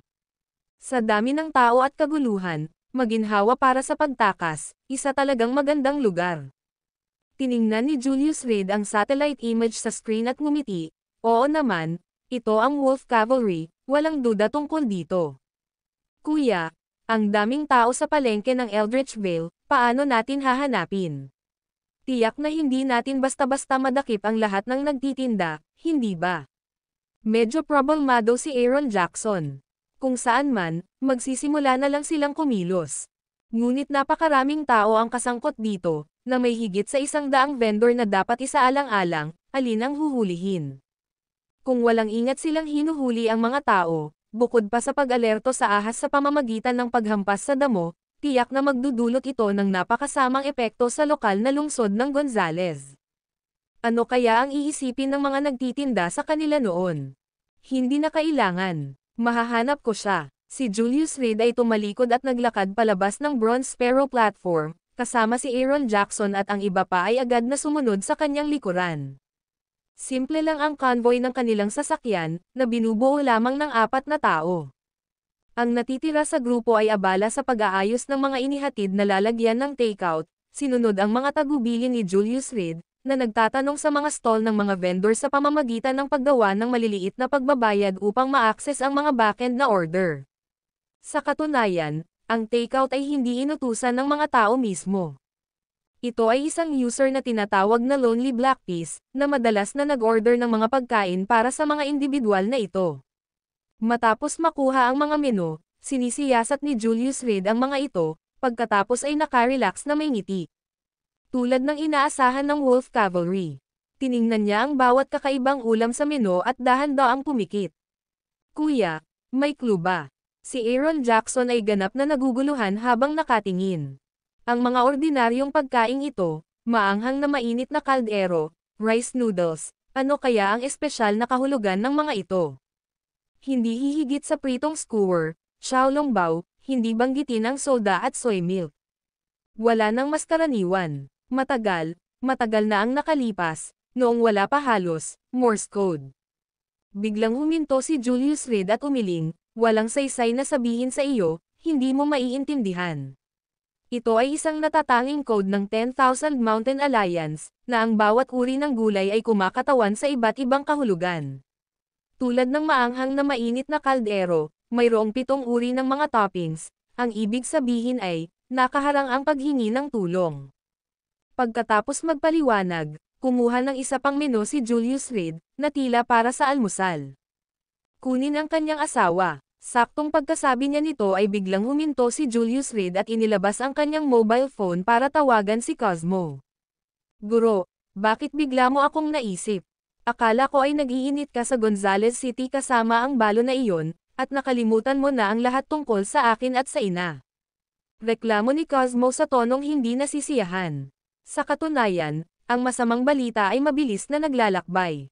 Ang kanyang sitwasyon kasama si Itay Huntington ay mabilis na kumalat na kahit si Cosmo ay alam na ngayon. Wag na lang, may kukuha sa nanay mo, siguraduhin mo ang kaligtasan niya. Seryosong wika ni Julius Reed. Naiintindihan mo, Master, makatitiyak ka. Hindi ko hahayaang may makalapit kay nanay. Boom! Maya-maya lang, narinig ang tunog ng pagsabog sa telepono. Kaya mo bang kumapit? Nagdilim ang mukha ni Julius Reed, mabilis kumilos ang kalaban. Bumalik sa isang iglap, mabilis na ibinaba ni Cosmo ang telepono. Kailangan mo ba akong tumawag para sa backup? Tanong ni Aaron Jackson sa gilid. Marami siyang underlings sa buong Gonzales City, mabilis na nakapagbigay ng suporta. Hindi na kailangan, kung hindi kaya ng Cosmo ang mga sundalong hipon at general ng Alimango, ako, bilang kanyang amo, ay maaaring patay na. Dahan-daang ipinikit ni Julius Reed ang kanyang mga mata, pinagsama ang impormasyong nakalap sa palengke sa sasakyan, at nagsimulang mag-isip tungkol sa potensyal na kinaroroonan ng Wolf Cavalry. Ang video na ito ay edited by Urban Storytelling. Kabanata 447, ang hitsura ng Wolf Cavalry sa Lungguhit 1. Hindi nagtagal, huminto ang sasakyan sa Eldridge Vale Market. Sa oras na ito, ang palengke ay abala sa maraming mga tindero na tumatawag, na may mga pulutong na patuloy na dumadaloy. Boss, medyo mahirap magsimula ng away sa isang busy market. Napabuntong hininga si Aaron Jackson, hindi sigurado kung ano ang gagawin. Napakaraming tao. Kapag nagsimula ang isang away, tiyak na maaalarma ang lahat. Magbalat kayo ka at mangolekta ng proteksyon ng pera. Nakangiting sabi ni Julius Reed. Boss, itigil mo na ang pagbibiro. Kung talagang nangolekta ako ng protection money, malamang ako ang una mong bugbugin hanggang mamatay. Si Aaron Jackson ay mukhang lubos na miserable. Siya ay isang mamamayang masunurin sa batas at bihirang gumawa ng anumang bagay na mapangahas. Kung sasabihin kong mangolekta ka, at mangolekta ng mabangis ngayon. Hayaan mong sabihin ko sa iyo, magsimula sa katay ng baboy. Kung hindi sila magbabayad, kunin mo na lang ang baboy. Tinuro ni Julius Reed ang pork stall at sinabing, para saan? Ang katay ng baboy na iyon ay, si Aaron Jackson ay lubos na naguguluhan. Pumunta ka lang at mangolekta, huwag mag-alala tungkol sa iba pa. Tinapik ni Julius Reed ang balikat ni Aaron Jackson at sinabing, sasamahan ka ng boss para mangolekta. Kaya't ang dalawa sa kanila ay bumaba sa kotse at pumasok sa karamihan, sumisigaw, nangongolekta ng perang pangproteksyon. Biglang tumahimik ang dating maingay na palengke. Lahat ay tumingin kay Aaron Jackson at sa grupo niya na para bang mga tanga, at saka humagalpak ng tawa. Anong panahon ito, nangongolekta pa rin ng protection money? Eksakto. Napakaraming pelikula, ha? Sa payat na frame na iyon, hindi ka ba natatakot na mapatay? Sa tingin ko sila ay may sakit sa ulo, at hindi lamang ng kaunti. Napailing ang lahat, nakatingin kay Aaron Jackson na para bang tanga. Aaron Martin, ipakita ang ilang gulugad. Damn it, ako ay isang edukadong tao, hindi ko magagawa ang ganitong uri ng bagay. Napuno ng galit si Aaron Jackson sa loob. Siya ay, pagkatapos ng lahat, isang underworld boss mula sa Gonzales City, at ngayon ay pinagtatawanan siya ng mga tao dahil sa pagiging wala sa kanyang isip. Hindi ba ang pagkolekta ng proteksyon ng pera ay hindi marka ng isang tamang gangster? Oo nga, biglang pinunit ni Aaron Martin ang kanyang kamiseta, naglabas ng mahabang kutsilyo mula sa likod ng kanyang baywang, at hinampas iyon sa kwadre ng baboy. Klang, pagkolekta ng pera sa proteksyon. Sa pagkakataong ito, tumahimik ang buong lugar. Sino si Aaron Martin? Isang tunay na hoodlum. Ang mga tato sa kanyang katawan ay maaaring mukhang isang may sakit na pusa, ngunit ang mga ito ay hindi kapani-pani walang mabangis. At ang tindig niya sa pagguhit ng kutsilyo ay napaka-intimidate. Ang mahabang kutsilyo ay tumama sa kwadre ng baboy, na lumubog sa kalahati nito. Ito, iginagalang, boss. Nanginginig sa takot ang nagtitinda ng baboy, at maingat na nagtanong, saang grupo ka kabilang, boss? Ang ibig niyang sabihin, kung saan gang siya gamulong. Isang tao ang nag-aalaga sa isang lugar, at ang mga tagalabas ay hindi pinapayagang gumawa ng gulo. Sinasabi ko sa iyo na magbayad ng protection money, kaya mas mabuting bayaran mo ito. Si Aaron Martin ay tiyak na isang nakakatakot na tanawin, na gawang magtrabaho sa ilalim ni Aaron Jackson dahil mayroon siyang mga pambihirang kakayahan. Bakit ka humihingi ng pera mula sa akin kaagad? Medyo hindi nasiyahan ang nagtitinda ng baboy. Sa Eldridge Vale Market, na may daan-daang mga ngalakal, bakit ang kanyang stall ang pinuntirya ng protection money? Nang makitang seryoso na si Aaron Martin, nagsimulang maghanda ang mga nagtitinda sa paligid upang mag-impake. Kung ito ay talagang dumating sa kanila, ito ay isang pagkawala na hindi katumbas ng pakinabang. Damn it! Humihingi ako ng pera sayo. Enough with the nonsense. Inilabas ni Aaron Martin ang kutsilyo at marahas na binaligtad ang stall, kung hindi ka magbabayad, papatayin kita. Anong uri ng mga tao ito, nang ahas na mangolekta ng proteksyon ng pera? Anong uri ng mga oras na nabubuhay tayo para sa mga taong ito na maging napakawalan GE? Ang mga anak ng asong ito ay hindi tao. Nagmura ang mga tao sa paligid, pero walang umalis ni isa. Ang mga nanonood ng kaguluhan ay hindi natatakot sa isang malaking eksena. Marami pa ang naglabas ng kanilang mga telepono para mag-record. Hindi ako magbabayad. Bakit ako? Kung talagang may lakas ka ng loob, patayin mo na lang ako.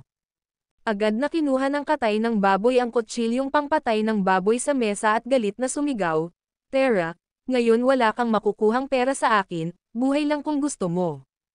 Hoy! Sa tingin mo mas matapang ka sa akin, Aaron Martin. Inutusan na si Aaron Martin sa sasakyan, kahit sinong dumating, nabugbugin hanggang mamatay. Kung may mamatay man, si Julius Reed ang buong responsibilidad. Kaya naman, wala siyang reserbasyon at inihagis ang mahabang kutsilyo sa nagtitinda ng baboy. Klang! Nagsalpukan ang dalawang kutsilyo, at nahulog sa lupa ang patalim na pangpatay ng baboy. Trying to be tough with Aaron Martin. Ni hindi mo nga kilala kung sino ako. Lumapit si Aaron Martin sa nagtitinda ng baboy, hinawakan ng isang kamay ang leeg nito. Lahat kayo, fuck off. Kung sino man ang maglakas loob na panoorin ito ay papatayin ka agad. Sa pag-ikot ng kanyang mahabang kutsilyo, ang kanyang mga empleyado sa likod niya ay naglabas din ng kanilang mga armas, na tinakat ang lahat ng naruroon sa pagmamadali. Sa loob lamang ng isang minuto, iilan na lamang ang mga matatapang na vendor sa palengke. Wala silang oras upang mag-impake ng kanilang mga stall, at kung aalis sila, ano ang mangyayari sa lahat ng mga kalakal na ito? Hindi naman gaanong magbayad ng kaunting pera pagkatapos ng lahat. Ano ito? Noon lang, isang grupo ng mga tao ang pumasok sa palengke mula sa labas. Ang lalaking nangunguna sa kanila ay nakasuot ng malaking kadena na ginto sa kanyang leeg, isang mink coat, at, na may sigarilyo sa kanyang bibig, mabilis na tumakbo papasok. Kuya Dragon, tulungan mo ako ng mabilis. Ito ang lalaking humihingi ng bayad sa proteksyon. Ang magkakatay ng baboy, nang makita ang mga bagong dating, ay humawak sa salbabida na ito ng may kagalakan. Fuck, sinusubukang mangolekta ng mga bayarin sa proteksyon sa aking teritoryo, pagod ka na bang mabuhay? Iniluwan ni Troy Leopold ang sigarilyo mula sa kanyang bibig at, nakasimangot, ay lumapit kay Aaron Martin, "Kuya. Who the fuck are you calling brother? Naglakas loob kang mag-claim ng pagkakamag-anak sa akin."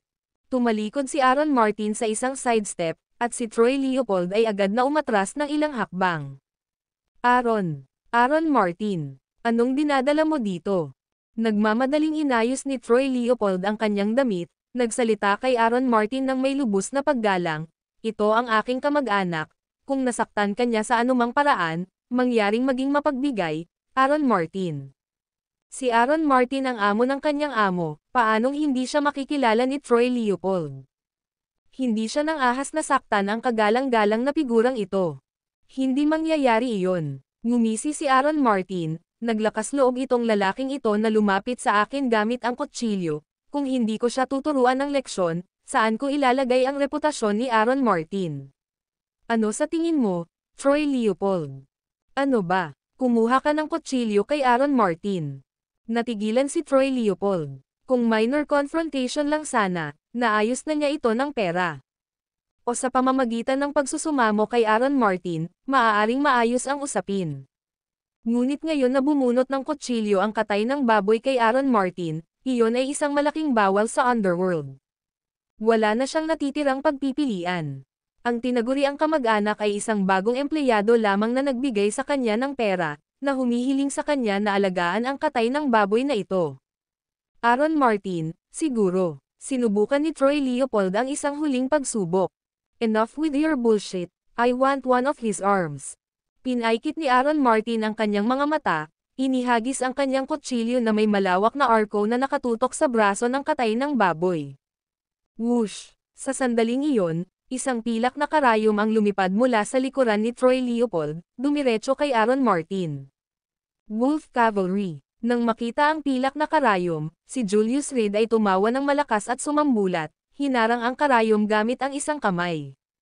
Ang lalaki mula sa likuran ni Troy Leopold, nang napagtanto na ang kanyang saplot ay pumutok, mabilis na tumalikod upang tumakbo. Ngunit paano kaya niya malalampasan si Julius Reed?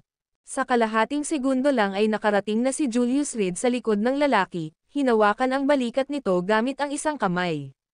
Whoosh! Whoosh! Whoosh! Biglang tumalikod ang lalaki, at 3 pilak na karayom na may lason ang lumipad palabas mula sa kanyang damit, tumakbo patungo kay Julius Reed. Susunod, dapat kang lumunok ng lason at kitilin ang iyong sariling buhay. Ngumiti si Julius Reed, sinalo ng isang kamay ang 3 karayom, at siko sa pisngi ng lalaki. Spurt! Ang lalaki ay dumura ng isang bibig ng dugo, kasama ang 2 ngipin, sa lupa. Ang video na ito ay edited by Urban Storytelling. Kabanata 448 Filmang Salungguhit 1. Sino ka? Walang gana ang tanong ng lalaki. Lumuhad siya sa lupa, puno ng pagmamalabos ang kanyang mga mata. Bilang isang Wolf Cavalry Rider, mas gugustuhin niyang mamatay kaysa sumuko. Bilang isang lihim na especially iya para sa ika-4 na batalyon ng Wolf Cavalry, ang kanyang paglusot sa Gonzales City ay tumagal ng wala pang 3 araw bago nalantad, isang kahihiyan para sa Wolf Cavalry.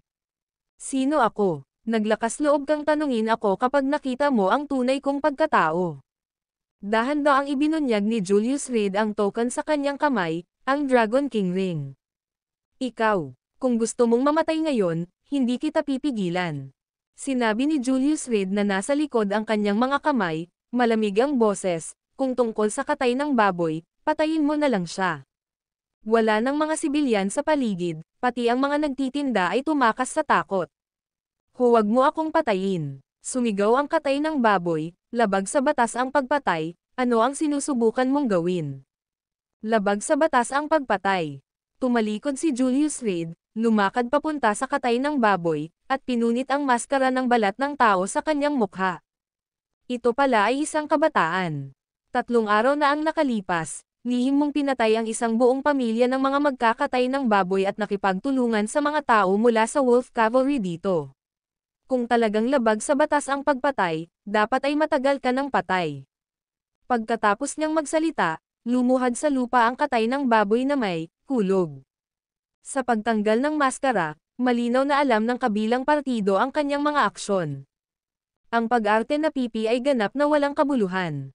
Inimbestigahan ko ang mga pinaka-abnormal na vendor sa Eldritch Vale Market, at lumalabas na iniisip ng lahat na iba ang kilos mo kaysa dati.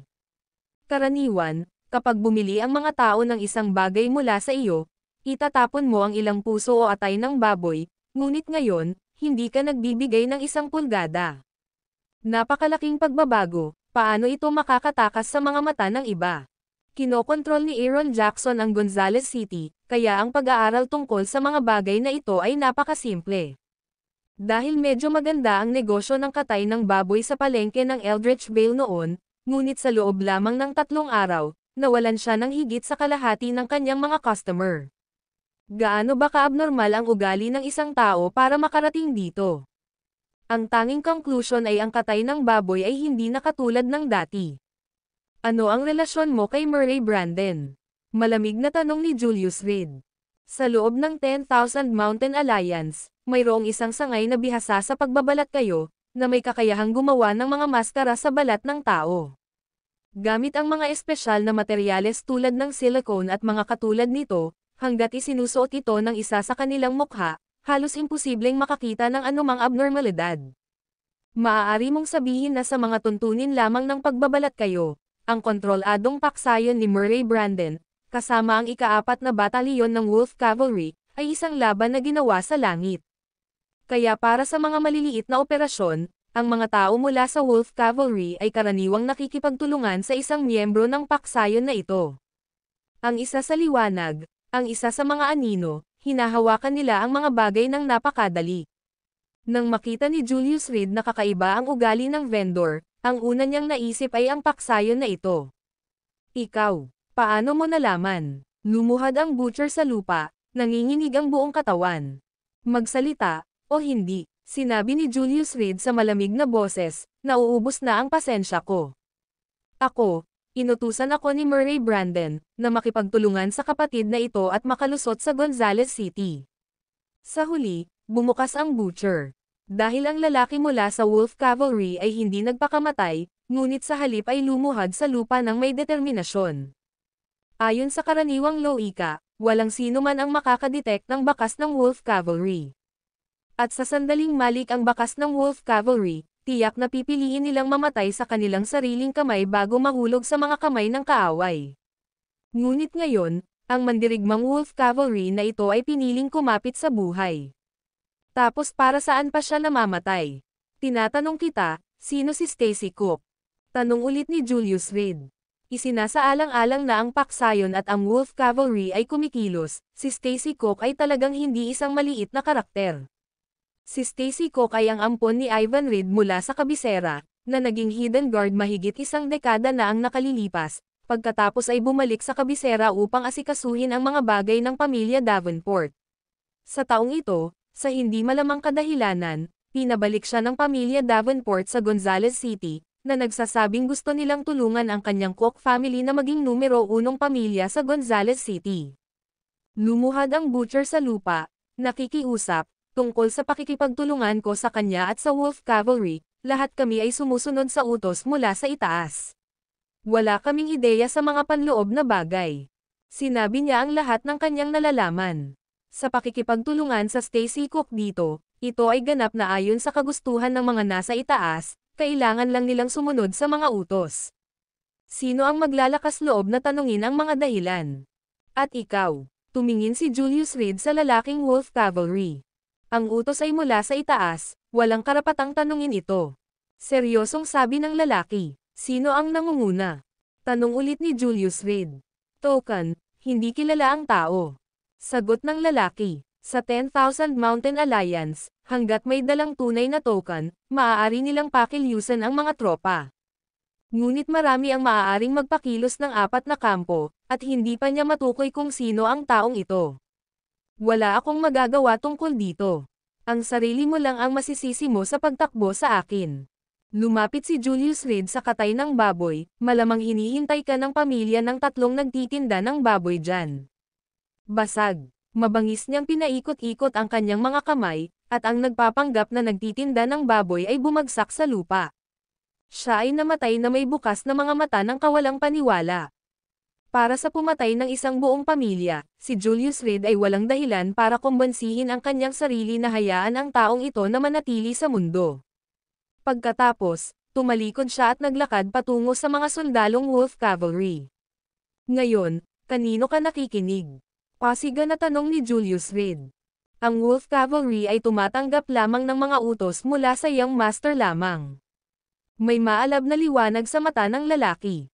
Hindi siya buhay dahil natatakot siya sa kamatayan. Pero dahil nakita niya ang singsing na iyon. Ang singsing na pinoprotektahan nila. Ang Wolf Cavalry ay ang gwardya ng palasyo, isang unit ng militar sa ilalim ng direktang utos ng Young Master, at ang tanging katapatan nila ay ang Young Master. Naniniwala ako sa iyo. Dahan-daang tinulungan ni Julius Reed ang Wolf Cavalry na bumangon mula sa lupa, maglakbay sa Gonzales City, at alamin ang relasyon ni na Ivan Reed at Stacy Cook. Para sa akin, huwag mo nang palampasin ang isang bagay. Sa iba, patay ka na. Naiintindihan. Isang maalab na liwanag ang bumungad sa mga mata ng lalaki. 3 taon na ang nakalilipas, may mga sabi-sabi na ang Young Master ay nahulog mula sa isang bundok at namatay. Ngayong sa wakas ay nakita na nila ang kanilang pinuno, paanong hindi sila masasabik? Go, ipaubaya mo sa akin ang iba dito. Tinapik ni Julius Reed ang balikat ng lalaki. Whoosh! Ang lalaki ay matikas na tumalon, nawala sa palengke ng gulay sa isang iglap. Boss, pinapaalis mo ba talaga siya ng ganon-ganon lang? Si Aaron Jackson ay medyo nag-aalala, kung bumalik ang lalaki at sumingit, napakadelikado ng sitwasyon nila. Maniwala ka sa akin, ang mga taong ito ay tapat sa akin. Tinapik ni Julius Reed ang balikat ni Aaron Jackson, inakay ang kanyang mga tauhan patungo sa exit, na may dalawang empleyado na agad na nagtaas ng kamera sa likod niya. Ivan Reed, narinig mo siya?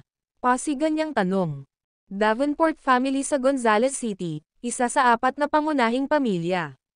Maihahambing ang lakas sa Leocadia family, kung saan kabilang si Sofia Leocadia. Lahat sila ay kabilang sa mga nangungunang boss. Natural na alam ni Aaron Jackson ang insidente kung saan naghagis ng pera si Julius Reed sa birthday dinner ni Sofia Leocadia, kaya naman ikinumpara niya ito sa Leocadia family. Lalong nagiging komplikado ang usaping ito. Ang pamilya Davenport ay nasangkot sa paanuman sa 10,000 Mountain Alliance. Pagkatapos ng bagong taon, kailangan kong personal na bisitahin ang Gonzales City upang malaman ang mga pasikot-sikot ng bagay na ito. Medyo nakasimangot na sabi ni Julius Reed, kumusta ang mga nangyayari sa Five River Province. Pinamunuan ni Cole Nelson ang isang pagsalakay laban sa Skyfire, at bago dumating ang misteryosong babaeng iyon, hindi na nila nagawang makapagsimula ng higit pang mga salungatan. Ikinwento ni Aaron Jackson kay Julius Reed ang sitwasyon sa Five River Province. Maya-maya lang ay lumabas na ang dalawa sa palengke ng gulay. Ang mga karaniwang tao sa pasukan ay masiglang nag-uusap, kung saan marami ang may hawak ng kanilang mga telepono at kumukuha ng mga magulong snapshot. Makipagtulungan sa amin, mangyaring, kami ay gumagawa ng pelikula. Nakangiting sabi ni Julius Reed. Damn, nagsushooting talaga sila ng pelikula. What a letdown. Akala ko nataman talaga natin ang isang malaking bagay. Tara, mamili tayo. Ang mga taong ito, talagang nagsushooting ng pelikula nang walang sabi-sabi. Lahat ay mukhang walang magawa at inis. Ang video na ito ay edited by Urban Storytelling. Kabanata 449 na mga pagbisita sa pagkolekta ng utang sa lungguhit isa. Umuwi si Julius Reed at nakita niya si Cosmo na nakasquat sa front gate. Bumalik na si Master. Mabilis siyang tumayo at naglakad papunta kay Julius Reed. Kamusta? Ayos ka lang ba? Ipokritang tanong ni Julius Reed. Alam ko ang gusto mong itanong, ayos lang ang biyenan ko, ligtas at maayos. Ayos din ako. Malamig na ngumuso si Cosmo at napaawang ang mga labi. Kilalang kilala niya ang kanyang amo. Paano niya maipapakita ang gayong pagmamalasakit ng walang dahilan? Tiyak na gusto niyang magtanong tungkol sa kaginhawaan ni Keller Radcliffe. Ngunit sa pag-iisip ng sarili nitong mga pakikibaka na pinatigas ng labanan, malamang na naramdaman niyang kailangan muna niyang magkunwari. Huwag mong sabihin iyan, ikaw talaga ang aking mabuting disipulo. Paulit-ulit na sabi ni Julius Reed. Sa katunayan, talagang nag-aalala siya kay Keller Radcliffe. Walang makakasakit kay Cosmo, masyado siyang malakas. Ang ilang maliliit na magnanakaw, marahil ay hindi inaasahan na ako ay napakalakas. Hindi man lang sila nakalusot sa pintuan bago ko sila pinatay lahat. Sabi ni Cosmo, umiling-iling bilang pagbibitiw habang tinatanggal ang kanyang mga kamay. Masyadong mahina para makayanan ang isang suntok. Walang nakaligtas. Sumabay sa kanya si Julius Reed patungo sa bahay. Walang nakaligtas. Lahat sila ay nakatakdang mamatay, nakainom ng lason bago dumating, garantisadong mamamatay sa loob ng kalahating oras. Hibit balikat na sagot ni Cosmo. Gusto sana niyang manghuli ng buhay. Ngunit mayroon bang mga nakaligtas? Handa nang mamatay ang kalaban. Wala silang planong kidnapin siya. Bahagyang kumunat ang noo ni Julius Reed, ang utos sa kanila ay kidnap. Imposible, malinaw na pagpatay ang hinahabol nila. Maliwanag, dumating sila na handang mamatay. Sagot ni Cosmo. Sige, tara sa loob at tingnan natin. Nang itulak ni Julius Reed ang pinto, nakita niya ang isang bag ng instant noodles sa pasukan. At isang washboard. Bumalik ka na. Nang marinig ang pagbukas ng pinto, lumabas si Keller Radcliffe mula sa loob, malamig na nakatingin kay Julius Reed. Asawa, babalik ako. Hinubad ni Julius Reed ang kanyang sapatos at naghanda sa pagpasok sa bahay. Nang makitang hindi nasaktan ang kanyang asawa, nakahinga siya ng maluwag. Ang mga detalye tungkol kay Stacy Cook at ang Wolf Cavalry na pupunta sa kabisera upang mag-imbestiga ay sandali lamang. Bago ka pumasok, tingnan mo ang dalawang bagay na iyon sa pintuan at piliin kung alin ang mas angkop para sa iyo. Sinulyapan ni Kella Radcliffe si Julius Reed na may napakalmadong ekspresyon. May nangyari. Ito ang pinakatunay na iniisip ni Julius Reed. Kamakailan lamang, sila ni Kella Radcliffe ay nagkakasundo, namumuhay na parang tunay na mag-asawa. Pero ang ugali ngayon, parang bumalik sila sa 6 months ago. Pagkatapos ng lahat ng pagsisikap sa loob ng kalahating taon, bumalik sa square one sa isang gabi. Miss, anong ibig mong sabihin? Tanong ulit ni Julius Reed. Pumili ka ng isa para sa iyong sarili, at lumuhad ka muna ng kalahating oras. Kung hindi ka payag, umalis ka na lang, maraming babae sa labas, sabi ni Kella Radcliffe na puno ng selos ang mukha. Tiyak, may ilang handang panatilihin ka, at pagkatapos ay maaari kang mamuhay ng walang pakialam at mapagbigay na buhay. Pagkasabi nito, inilayo ni Kella Radcliffe ang mukha, ayaw nang tumingin kay Julius Reed. Damn it, ito. Si Julius Reed ay nakatayo doon, sa isang dilema ng pagsulong o pag-atres. Siya ang young master ng 10,000 Mountain Alliance, kung tutuusin. Ang tuktok sa mundo. At sa sandaling ito, tumabi si Cosmo kay Kella Radcliffe habang nakaawang ang mga labi, nakangiti. Kayong dalawa, anong nakakatawa? Akmang aalis na si Julius Reed, nakita niyang nagdilim ang ekspresyon ng mukha ni Kella Radcliffe. Kalimutan ang pagluhod, mananatili lang ako sa ibang lugar. Tatalikod na sana siya, napabuntong hininga na lang si Julius Reed at dahan-daang lumuhad sa washboard. Hindi ka maaaring lumuhad sa instant noodles. Masyado silang madaling masira. At kung masira sila, kailangan mong lumuhad sa isang buong kahon. Asawa, medyo mabigat ako, paano kung masira ang washboard? Pera din yan. Nahulaan ni Julius Reed ang karamihan sa mga ito sa kanyang puso, ngunit walang magawa siyang gumawa ng paikot-ikot na paraan upang iligtas ang sitwasyon. Samantala, isinumpa niya si Itay Huntington ng kalahating kamatayan sa kanyang puso. Dahil siguro sa pangyayaring ito, kung hindi ay hindi magiging ganoon kadrastiko ang pagbabago ng ugali ni Kella Radcliffe. May pera ka pa rin. Simula ngayon, lahat ng bank card mo, cash, at maging ang cellphone mo, isuko mo na lahat. Lumapit si Kella Radcliffe kay Julius Reed na may mabagsik na mukha at iniunat ang isang kamay. Mabuti, aking ninuno, tiyak na may bastos na bumubulong sa akin sa harap mo, at kapag nalaman ko kung sino, tiyak na mapupunit ko ang kanilang bibig. Inilagay ni Julius Reed ang cellphone sa kamay ni Kella Radcliffe. Bukod pa riyan, matagal nang kasama ni Kella Radcliffe ang kanyang mga baraha. Walang kahit isang cash note na masasabi. Berde at malusog na transportasyon, hindi na kailangan para sa naturang papel na pera. Master, sinong pinapagalitan mo? Sabi ni Cosmo na nakakunot ang noo. Kailan ko sinabing ikaw? Habang nagsasalita siya, biglang natauhan si Julius Reed, sabay turo kay Cosmo na nakanganga ang mga ngipin, basta alam ko lang, paano nalaman ng mistress mo ang tungkol dito ng napakabilis. Ikaw pala ang especially iya. Parang si Kella Radcliffe ang nainsulto ni Cosmo para parusahan siya ng ganito. Mistress, banibuli ako ni Master. Tumakbo si Cosmo sa gilid ni Kella Radcliffe at nagsimulang umarte ng may pagkakoketesh. Matagal nang magkasundo ang dalawa at nagkaroon ng napakagandang relasyon, halos parang magkapatid. Heathers, kung wala siyang ginawang kasalanan, bakit siya matatakot ng ganito? Kahit mga balo ay hindi pinapatawad. Napaluwa si Kella Radcliffe ng isang subo na namumula ang mukha. Miss, nagseselos ka ba? Masayang tanong ni Julius Reed. Kung nagseselos si Kella Radcliffe, ibig sabihin may feelings between them. Ano ang dapat kong pagselosan? Nag-aalala ako na nasaktan mo si Itay Huntington at nasangkot ang buong Radcliffe family natin. Isang bagay ang sinabi ni Kella Radcliffe ngunit iba ang ibig sabihin. Talagang nagseselos siya. Ang kanyang sariling asawa ay napabalitang may kasamang ibang babae, at ang chismis ay kumalat sa malayo at malawak, na may mga taong nagsasabing si Julius Reed ay ang pinapaboren na lalaki ni Itay Huntington sa kama at na sila ay natulog ng magkasama. Ano ang dapat isipin ni Kella Radcliffe? Kahit na naniniwala siyang hindi ganoong klaseng tao si Julius Reed. Ngunit ang mga alingaw ay nakakatakot. Ang mga langaw ay hindi kumagat ng tuloy-tuloy na itlog, at ang hanggal na ito mismo ang gumawa ng pagkakamali. Kung hindi, bakit ang balo ay nakatutok sa kanya? Nagkamali talaga ako. Napabuntong hininga si Julius Reed.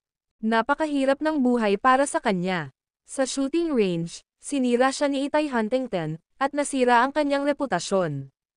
Sa mga lansangan, sinabi ni Dempsey Davenport na buntis siya sa kanyang anak, si Julius Reed ay nasa bahay at ang bata ay nagmula sa langit. At ngayon, napagkamalan siya ng sarili niyang asawa. Siya ay tunay na mali. Guro, itigil mo na ang paggawa ng dahilan.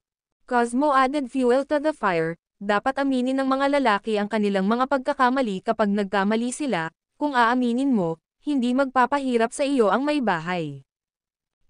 Cosmo, tatandaan ko ang pangyayaring ito. Paano niya aaminin ang ganito? Sinabi ni Julius Reed sa pamamagitan ng pag-igting ng mga ngipin, ako ay inosente. Sa sandaling aminin niya ito, hindi na niya magagawang iwaksi ang sisi. Si Itay Huntington ay hindi isang taong dapat libakin. Mag-ingat. Malamig na sabi ni Keller Radcliffe, iabot mo ang washboard, ako na ang maglalaba. Salamat, Mrs. Mabilis itong inilahad ni Julius Reed gamit ang dalawang kamay, iniabot sa kanya ang washboard. Malambot ang puso ni Keller Radcliffe at hindi nakatiis na makitang naagrabyado si Julius Reed. Ang kanyang mga aksyon ngayon ay higit patungkol sa paglayo sa kanya kay Itay Huntington. Ang mga lalaking nakalapit sa nakamamatay na balo ay nauwi sa isang kakilakilabot na kalagayan. Maya-maya lang ay biglang nagring ang phone ni Keller Radcliffe. Ito ang tawag ni Mama. Matapos tingnan ang caller ID, kinuha niya ang telepono. Anak, nasa pintuan na ang mga maniningil ng utang. Bilisan mo at iligtas mo ako. Sa aming lumang bahay. Dumating ang nag-aalalang boses ni Knoxridge, at nagbago ang lahat ng mukha ng tatlong tao sa silid. Ang video na ito ay edited by Urban Storytelling. Kabanata 450 Pagbabayad ng utang sa lungguhit 1. Sumakay ka sa kotse. Si Julius Reed ay may matinding pandinig.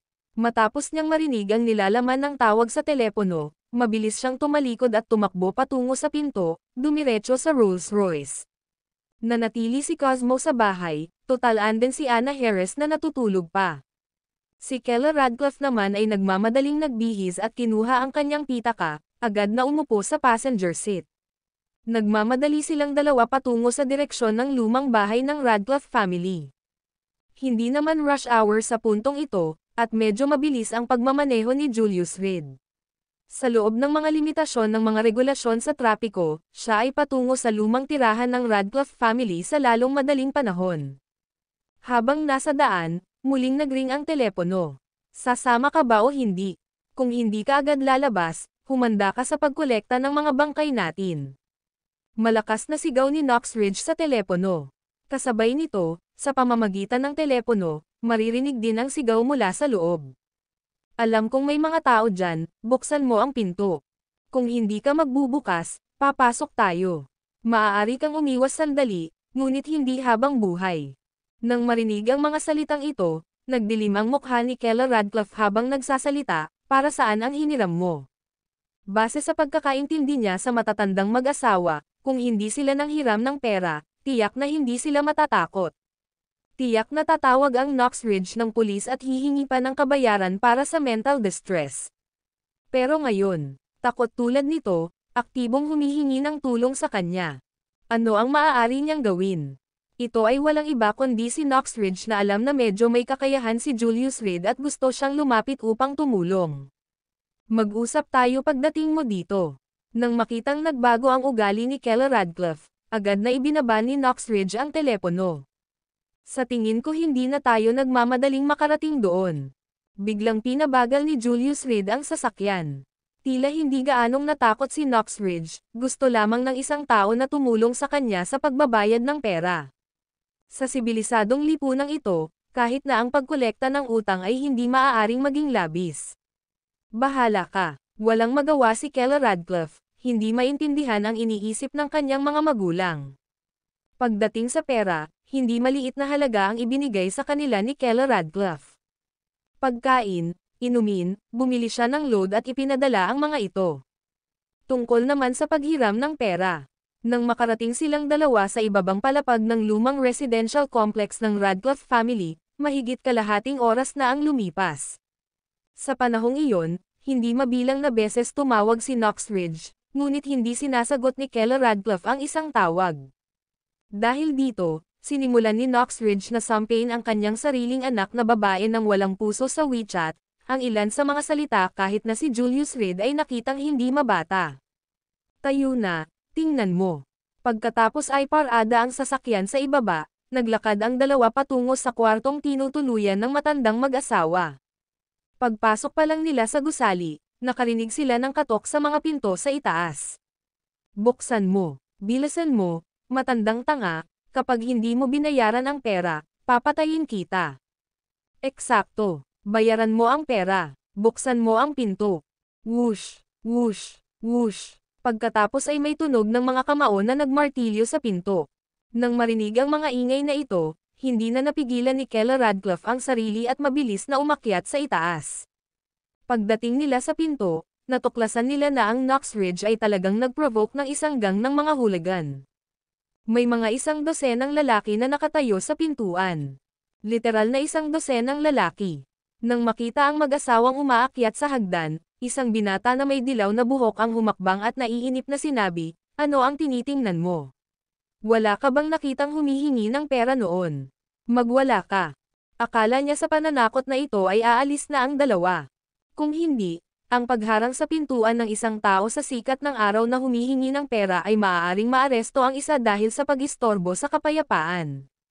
Hindi ko nakita. Dahan-daang lumapit si Julius Reed sa Little Yellow Hair, tumingin sa pintura na itinapon sa pinto ng Radcliffe, at sinabing, "So ganito ka mamolekta ng utang." Halos kagaya sa mga pelikula, hindi ba dapat mag-spray ka rin ng pintura at lagyan ng label na deadbeats? Ikaw, kumunot ang noo ni Little Yellow Hair, naiinip na sinabing, "Magwala. Magwala, magwala." Sabi nila, hindi nakakatakot ang panonood ng kaguluhan kung lumaki. At narito, may mga taong dumarating upang tumangala sa pangungulekta ng utang. Hindi ba't katamaran lang iyon? Maaaring hindi ako gamulong, ngunit paano kung ipakita mo sa akin kung paano? Ngumiti si Julius Reed at mapagpakumbabang humingi ng mga tagubilin. Naghahanap ka lang ng gulo, hindi ba? Lumapit ang isang lalaki, nakasimangot habang nagsasalita, "Bata, maging matalino ka at sumigaw.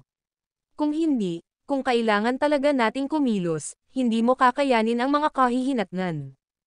Paulit-ulit mong sinasabi sa akin na sumigaw, ngunit kailangan mong ipakita sa akin kung paano ito gagawin." Umakto si Julius Reed na parang hindi naiintindihan, nakikipag-chat sa grupo ng mga hooligan. "Ipapakita ko sa iyo kung paano scrum." Ngumisi ang hooligan, pinag-cross ang kanyang mga braso sa kanyang ulo, at itinuro ang hagdan, "Ganito, ay flip ang iyong katawan pasulong, at gamulong pababa na parang bola." Whoosh! Bago pa siya makapag-react ay biglang sumipa si Julius Reed. Array! Hindi man lang nagkaroon ng panahon ang hooligan na intindihin ang nangyayari bago siya bumagsak at nahulog sa hagdan. Pagkatapos ay nagpakawala siya ng parang baboy na sumisigaw, humahagulgol sa sakit. "Damn it! Sino ang nagbigay sa iyo ng lakas ng loob na saktan ang mga tao ko?" Nang makita ang kanyang sariling lalaki na binugbog, ang Little Yellow Hair ay agad na nagliliyab sa galit. "Ikaw ang nagsabi sa akin na mag-scrum, pinakita lang niya sa akin, hindi ba dapat ay demonstrate niya ng maayos?" Sabi ni Julius Reed na may pakunwaring hinaing. "Hey, ngayong natuto ka na, scrum. Panoorin kitang gamulong. Kung hindi ka gamulong, may tutulong ako sa iyo." Mabangis na sabi ni Little Yellow Hair. "Scrum ngayon. Ayoko ng gamulong, napakasama." Lumapit si Julius Reed sa isa sa mga lalaki, binuhat siya sa kwelyo, at inihagis siya sa hagdan gamit ang isang kamay. Ang hindi nakahanda na hooligan ay bumagsak sa hagdan, lumapag sa pinakailalim. Atake! Ang Little Yellow Hair ay lubos na nagalit. Napakalaking kahihiyan ang pagbagsak ng dalawa sa kanyang mga kapatid sa hagdan. Whoosh! Whoosh! Whoosh! 3 beses na sumipa si Julius Reed, at ang 3 lalaking nasa harapan ay bumagsak sa lupa, sumisigaw sa matinding paghihirap. Napalunok ng mariin ang Little Yellow Hair, natatakpan na ng pawis ang noo. "Ikaw, sino ka? Bibigyan kita ng pagkakataon, sabihin mo sa akin kung sino ang nagpadala sa iyo, at tatapusin natin ito." Inalis ni Julius Reed ang kanyang mga kamay at kumatok sa pinto. Nandito na kami ni Keller Radcliffe. Una, alisin mo sila. Nandito ang mga taong ito para sa pera. Sigaw ni Knoxridge mula sa loob. Kaya pumasok ka na dyan, babae ka. Lumabas ka at bayaran mo ang pera. Ilang beses na malakas na sinipa ni Little Yellow Hair ang pinto, ngunit hindi ito natinag. Ito ay pagkatapos ng lahat ng isang pinto ng seguridad, likas na matibay. Bro, nandito pa rin ako, at sinisipa mo ang pinto ng walang pakialam. Hinawakan ni Julius Reed ang braso ni Little Yellow Hair, dahilan para mapangiti siya sa sakit. Magsalita ka, sino ang nagpadala sa iyo? Mr. Cook, Bran Cook. Sumigaw ang Little Yellow Hair bilang tugon. Bran Cook, para saan ang pera niya dito? Saglit na nag-isip si Julius Reed. Naglakas loob na nga ba si Bran Cook na kalabanan siya ngayon? Napagod na ba siya sa buhay? Dahil alam niyang ibinaba na niya si Zane Percival, tiyak na hindi maglalakas loob si Bran Cook na kumilos ng padalos-dalos sandali. Dati, ang dalawang matanda, dalawang elder sa bahay na ito ay kumuha ng ilang daang libo na pera mula kay Bran Cook, na nangakong ikakasal sa kanya ang kanilang anak na babae. Ngayong hindi pa naaayos ang usapin, pinipilit sila ni Bran Cook na ibalik ang pera, ngunit ang dalawang matanda ay tahasan na tumatangging magbayad. Ang munting dilaw na buhok, nanginginig sa takot, ay hindi nang ahas na magsinungaling. Kaya ibinuhos niya ang lahat, iniisip na maghayganti mamaya pagkatapos bumalik. Buksan mo ang pinto, ako na ang bahala sa kanila. Muling kumatok si Julius Reed sa pinto. Nang makita ang Little Yellow Hair na nakahawak na parang manok, sa wakas ay nakadama ng kagaanan ang Knoxridge at binuksan ang pinto. Sige, ibalik mo ang pera. Nasa likod mo ako. Pinasok ni Julius Reed ang Little Yellow Hair sa kwarto at saka pumihit para isara ang pinto. Ang pagbabayad ng utang ay tama lang, di ba? Tumingin siya kay Keller Radcliffe. Ma'am, tumanggaw si Keller Radcliffe bilang pagsang-ayon. Ito ay katumbas ng pagbebenta ng kanilang anak na babae.